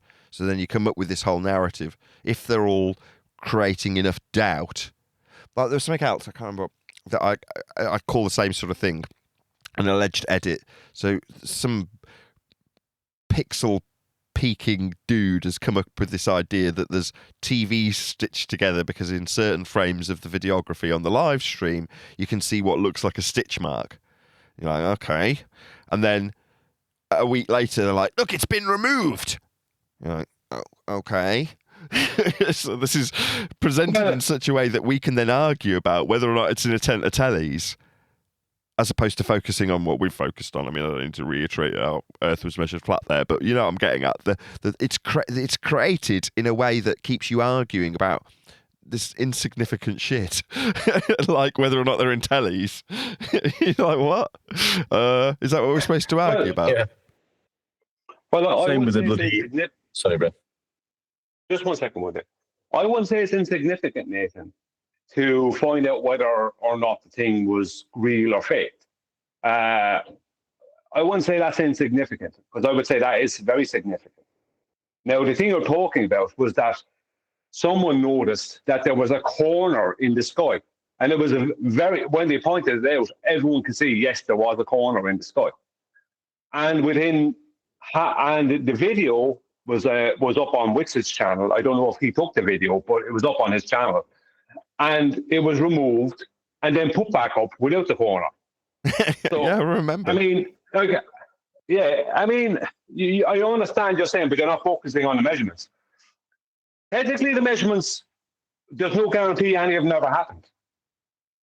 Yeah, I get that. You go through my very last video on it. No, right? I totally understand. Now, I don't go into that because I don't go into that for reasons. But the point being is that the whole thing is over time more and more shady.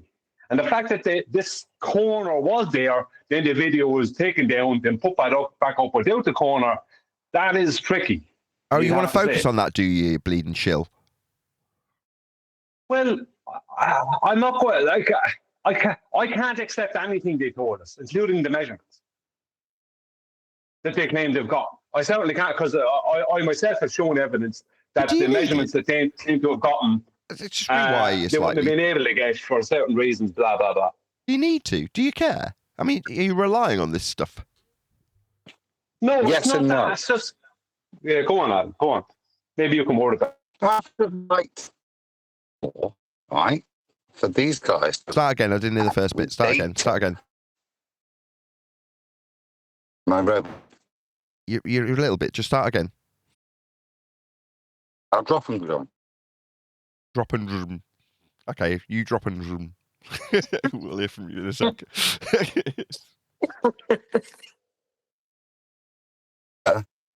Yeah, he's going to explain why it's important to keep the argument from within the pond that I metaphorically described earlier concise for all the people who are in the pond. No, I was going to tackle it like that. It's this data. Yeah? Number one, if this level of data was presented by flat earthers, would any of the ballers accept? And the answer is no. But we have to hold this magnanimous position so they're not called really liars, just in case it isn't this year. So we have to be a bit more magnanimous than the baller would be if we'd have gone and shown the sunset. The level of scrutiny and quality of data to prove it would have been much higher. That's what smells about this whole situation. It's crap with issues and a player. That's what they want us to screen. Which is, yeah, but I mean, I would buy on that. But just one thing.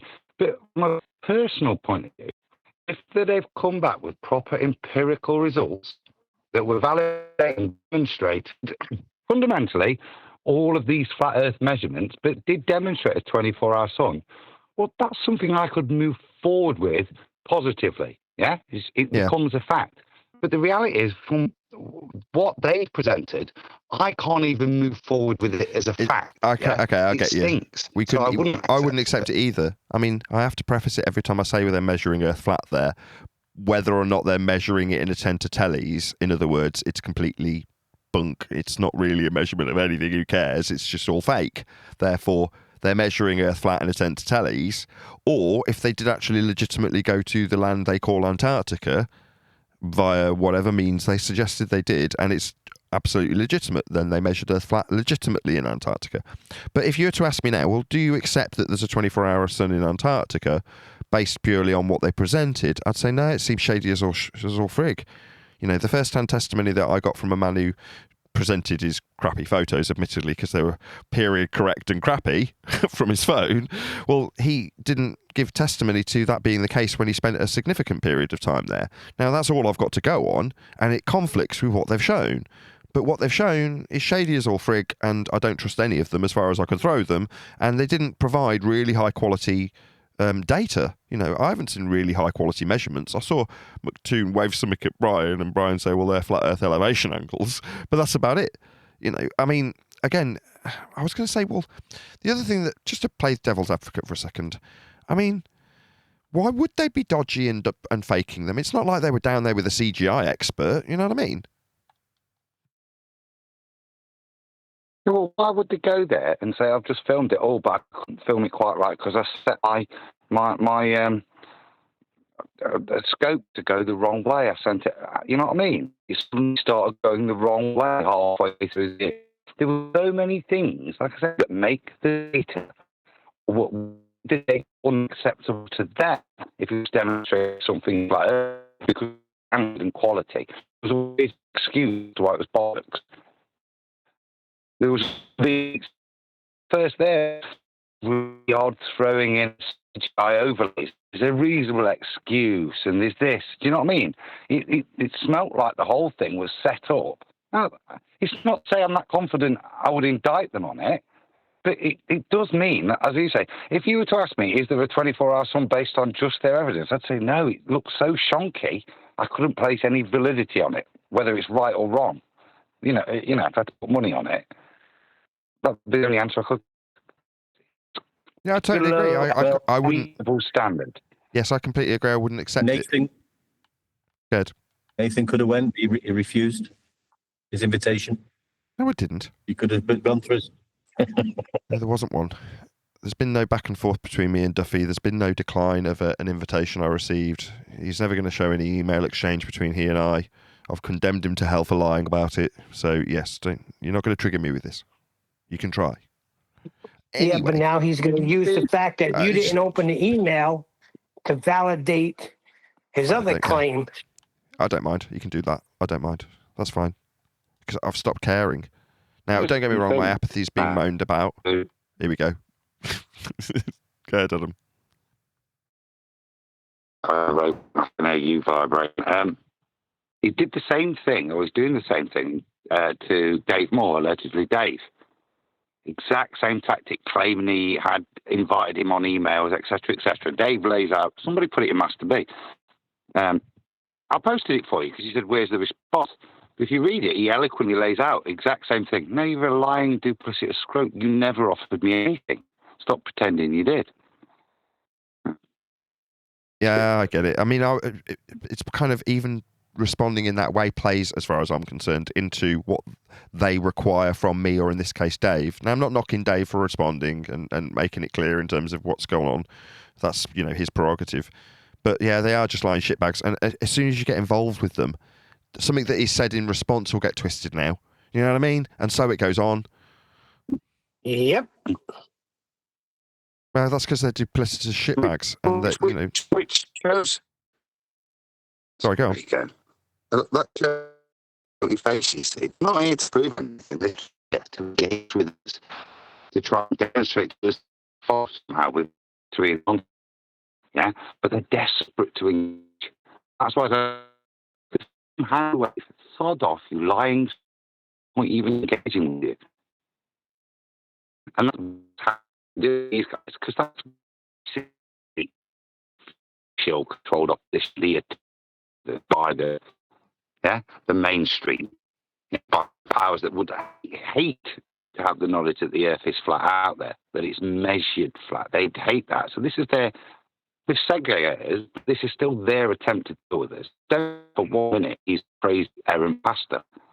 And if I put money on it, he's a bloke that's been offered a lot of money to go and humiliate himself whilst trying to get our attention. And that's his whole purpose, is to get our attention. Yeah, well, I'm simultaneously saying we don't need you anymore. We don't have any attention to give you because you're not required. It's measured flat. You've measured it flat regardless of if you're being in a 10 to tellies measuring it flat or in Antarctica measuring it flat. But just back to the original point that we've come to with this, and I completely agree. The legitimacy of what they've suggested, regardless of if I'm using it to suggest they've measured it flat, is so dubious that I think it's done intentionally. No one took the bait when I was like, well, they haven't exactly gone down there with the CGI expert. Well, they did. that's what one of the flat earthers was alleged to be. Now, he might be, he might not be. That might not be true either. Again, it's just put there so that we can say they went there with a CGI expert. Yeah. Because that's the idea, that it all seems to be done intentionally shite, so that we come up with these narratives and argue about them. Do you know what I mean? Okay. Yeah, So that's then true, next- Nathan.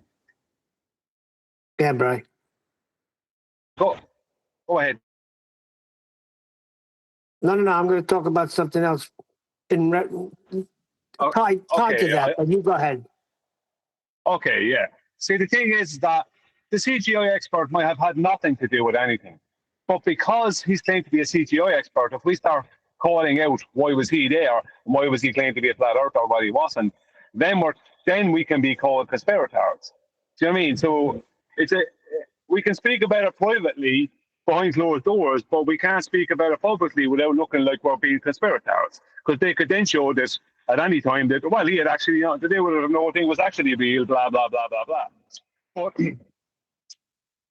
what I said to you earlier on is they wouldn't have been able to get the measurements is that they claim to get is because the coordinates given for the two camps, the one they claim to get the measurements from and the base camp, which is the camp with all the tents and facilities near the mountain, those coordinates do not match the elevation profile between those coordinates. Well, the footage doesn't fit the elevation profile. The coordinates, the distance between the main camp near the mountain and its distance from the mountain doesn't fit the coordinates. So the whole thing is up in the air. So there's no good information coming that all gels together, if you understand what I mean. So I like the measurements they're claiming, they're just the angle they would need to get for a globe if they could get angles off a globe. You understand what I mean? They could just put them together on a piece of paper. They don't have to measure anything. Do you understand what I mean? It's just the information concerning the coordinates of the camps and the elevation profile and the distance between the main camp and the mountain and the shadow of the mountain. There's just too many things there that just that has nothing to do with whether there was a CGI expert there or not. It's just not gelling together. It doesn't fit with actual reality. That's the problem. Well, Brian, if it doesn't fit, you must acquit.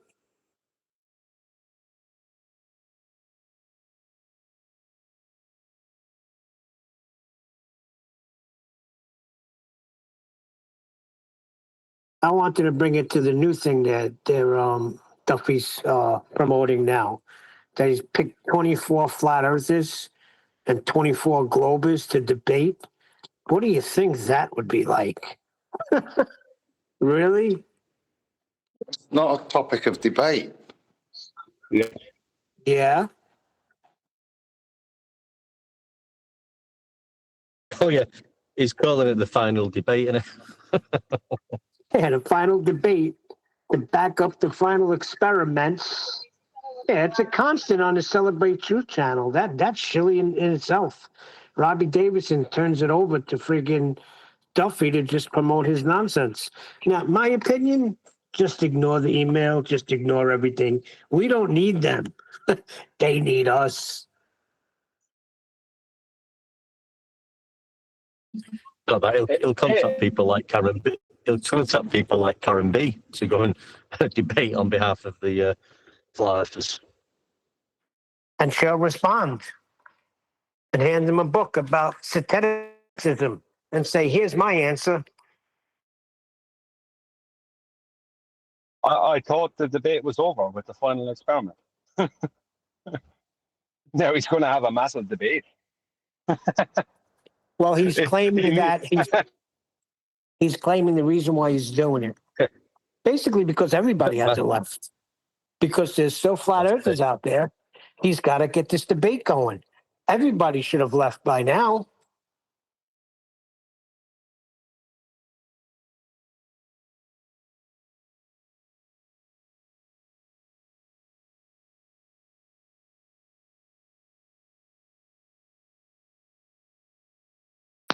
There's no money in the cure.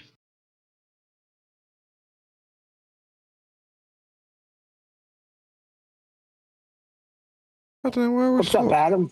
I always thought Spider-Man Says was a pretty good song.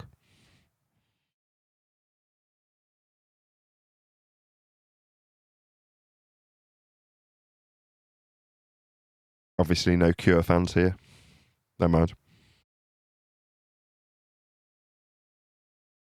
I didn't hear.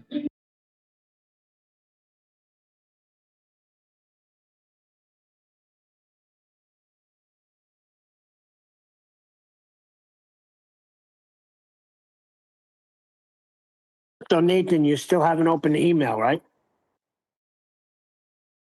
It's not like it's in a queue to be opened. I brushed past it for about 10 seconds in amongst the hundreds, if not thousands of emails that I have. I went, oh yeah, there's Will Duffy. Then scroll down to see if any microphones had sold, and then that was days ago. It's now 1,000 emails ago. So he desires you, huh? Isn't that sweet? Yeah, well, like I say, I'm indifferent to these idiots now.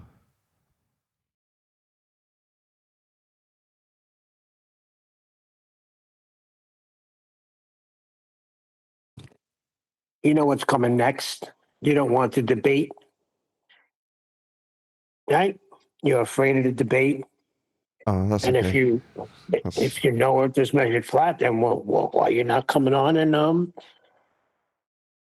debating with us about it? Why don't they pay him? Because there is no debate. Exactly. If you desire me that much, just pay me. No worries. I'll be there. That's another thing. That pay he offers, $500, really? You think that first it was $250. $250? That's what you think we are worth? Stick it up your ass. He's offering $250/$500 to the charity of his choice. How lovely. That's nice of you. Would you not, Nathan? Would you not say, yeah, I'll go. Just put a ridiculous price in and see if he goes for it. Goes for what? Like to do this the final debate. To do the final debate? What? Ask him to pay me? He's not offering to pay me. Yes, I'll. No. You're all right. No. What I'm not going to do is go and dance with the devil and ask him to pay me for it. I'm all right, thanks. But if he'd have come to me and offered me money, which he hasn't, from what I understand, he's offering to pay charities for me doing the work. Well, as much as I admire his generosity to the charities, no, unfortunately, I've got a charity of my own. It's called paying the mortgage and keeping the kids fed. So he'd have to pay me. And he's not offering that. If he was, that'd be a different story, wouldn't it? Then I'd negotiate with him and I'd expect payment before I did anything. I'd expect to see the money in my bank. Then I might do stuff. But he's not offering that. So I'm not going to go, oh, you're offering it for charity. Can you give me the money instead of the charity? So he can go and tell his audience that Nathan said that instead of giving the money to charity, he would do it, but only if he got paid. So what he's really saying is he wants to deny the money from the charity. That's what he's going to do. He's a wanker. You don't know what? I don't think I see these sorts of things coming a mile away. I just don't get involved with these twats. Yeah? That's because that's what twats do. Now, like I say, it's a different story if he's coming and going, I'll give you money if you come and be at this particular date to do this particular event. I go, okay. Put it in my bank then. And if it doesn't appear, you never do it. If it does, you go, okay, yeah, I'll do it. Now, there's certain people who are on my own side that seem friendly on the surface that offer that and you do it before payment. But when you're a wanker, you expect payment up front, right? He's not offering any of this, so I'm never going to talk to him Perfect. That's the way he's to be treated. I was always taught you treat people accordingly. And that's the proper way to treat this cat.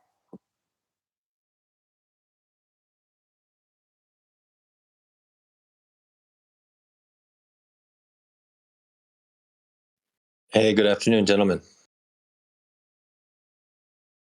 That's begging the question. Yeah, well, just this, I read this email by Duffy to Karen B, which I think you covered on a previous show.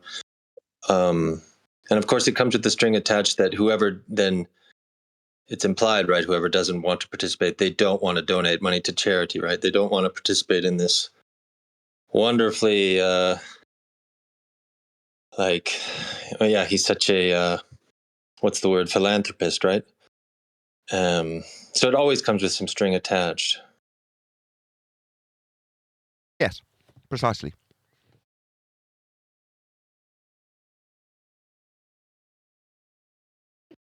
I didn't know about that charity thing. That's coming from him. It's just pretty scummy. Yeah, I mean, I'll just spin it the same way. So Duffy's charitable nature, given the amount of money he's got, is dependent on what I do. Oh, what a tight-fisted scumbag. Whether or not he gives the poor individuals his 500 quid shouldn't be dependent on what someone else does. That sounds like he's shafting charities based on what individuals will do. Oh, well, that's pretty tight-fisted given how much money he's got. You'd think he'd just give the money to charity because that's what charities want, right? They're not interested in whether or not I'm doing something, but Duffy, with all of his money, is making conditional charitable donations. What a scumbag. Offering conditional donations to charity. How scummy do you get? You're not just going to give him the money, Duffy, you tight sod. You scumbag. Conditional charitable donations. Oh my God. You notice how I can do exactly the same as Duffy would have done to me and just spin his so-called philanthropy into him being a scumbag that's making conditional donations. So easy. Yeah, I can do it too. Yeah. And knowing what scumbags do, I'll just do it preemptively. So I expect Duffy to just give that money to charity regardless of what I do. I could say, I'm not going to get involved with these scumbags and their stupid games when they're pretending to give charities money. I don't want to get involved with scumbags that give conditional donations. Why would I get involved with this kind of scumbaggery? I mean, people give money to charity because people need money in charities. Not this scumbag. He takes these charities and weaponizes them against his flat earth opponents. What a scumbag. See how easy it is? See how easy it is to turn Duffy into a total scumbag with his charitable donations. Somehow these charitable donations are now turning into him being a scumbag, aren't they? Being weaponized. Because he's not just giving the money to charity, he's weaponizing charitable donations. What a scumbag. Easy, innit? Yeah, I can do it too. I wouldn't do such a thing. I'm not a total scumbag like Will Duffy with his charitable donations. I wouldn't do such things. Perfect. Listen, you're treating him accordingly. Now, ordinary, Well I'd have asked how they taste, but I get told off for that. In these circumstances, should Duffy hear this? Because it must sting when you've set up some charitable donations to weaponise against your opponents, and then they point that out to the audience that you're weaponising charities, and suddenly you come off looking like a right scumbag, and you'll have to spend even more money to get a net positive out of your scumbaggery and your conditional charitable donations. Suddenly you've got to give them the money anyway, regardless of what the opponent you try to weaponise this charity with does. I bet that'd piss you off royally. Yeah, when I'm laughing down the barrel of my camera at Duffy. Yeah, he'll know about that, won't he? Yeah? You scumbag. Don't weaponise charity, scumbag. How scummy do you need to be? Yeah? Just give them the money, you tight sod. I can't do such things. I haven't got any time or money, unfortunately, to give to charities like you have, obviously. When you weaponise them, you scumbag. How do they taste? Yeah, salty? Yeah, I bet they do.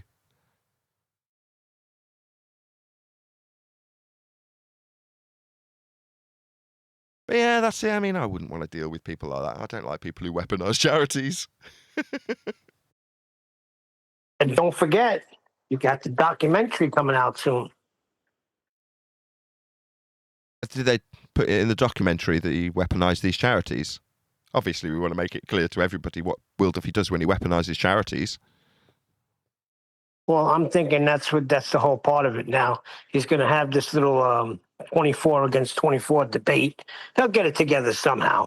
Because there'll be some gullible flat earthers that join up. I'm just not clear about what's happening. They're going to debate Will Duffy's weaponisation of charities. Is that what is being debated?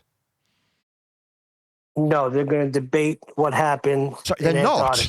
They're not even going to discuss Will Duffy's weaponisation of charities. They're not even going to discuss it. Oh my God. Really? I think that should be the first thing on the discussion agenda. Why is Will Duffy weaponising charities? I don't care. I've got my own concerns, obviously. The thing is, Nathan, what they're trying to do is not give, let's say, you money. They want the money to go to some charity instead of giving it to you. When the whole point of you asking for money or debate is so you personally get money. I'm the same. I am the charity. Don't get, you know what I mean? I'm not interested in that over charity. I am that charity. Charity is Brian's logic. Give me the money. That's why I'm asking for it. Right? And what they're trying to do, besides the fact they're trying to make you into being into a bad guy because you want the money, you won't give it to charity. They're saying, well, I'll give this amount of money to charity if you debate. Right? What's really going on there is they're trying to, first of all, make you say, no, give it to me, which is character assassination. Then set up a character assassination attempt. But also, they just don't want to give you the money. That's the real problem. Yep. I would doubt very much even $5 out of 500 sees it goes to where it's supposed to go to. Do you know what I mean? Where they'd be trying to say the charity, when they say they're giving it to charity, what does that mean? Most of the time, what does money given to charity? Where does that go? Into someone's new Mercedes? Do you know what I mean? Give me a break. It goes into his left pocket. What's going in? These conditional donations. Sorry, we're talking like there's donations he's making. These conditional donations he's used to weaponise. Is that the donation? These aren't real donations. Yeah. Are they? He's weaponising charities. They're going to the wrong country. It's amazing how easily you can character assassinate someone, isn't it, Brian? Easy when you know how. Yes. They've been doing it for years.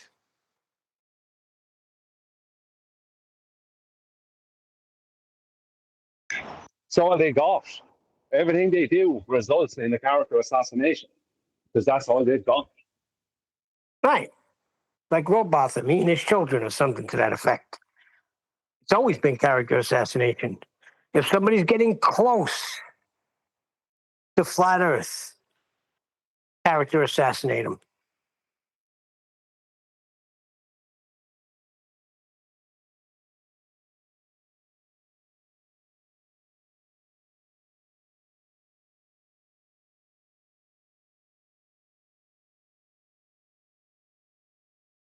Right, I'm going to round out this show.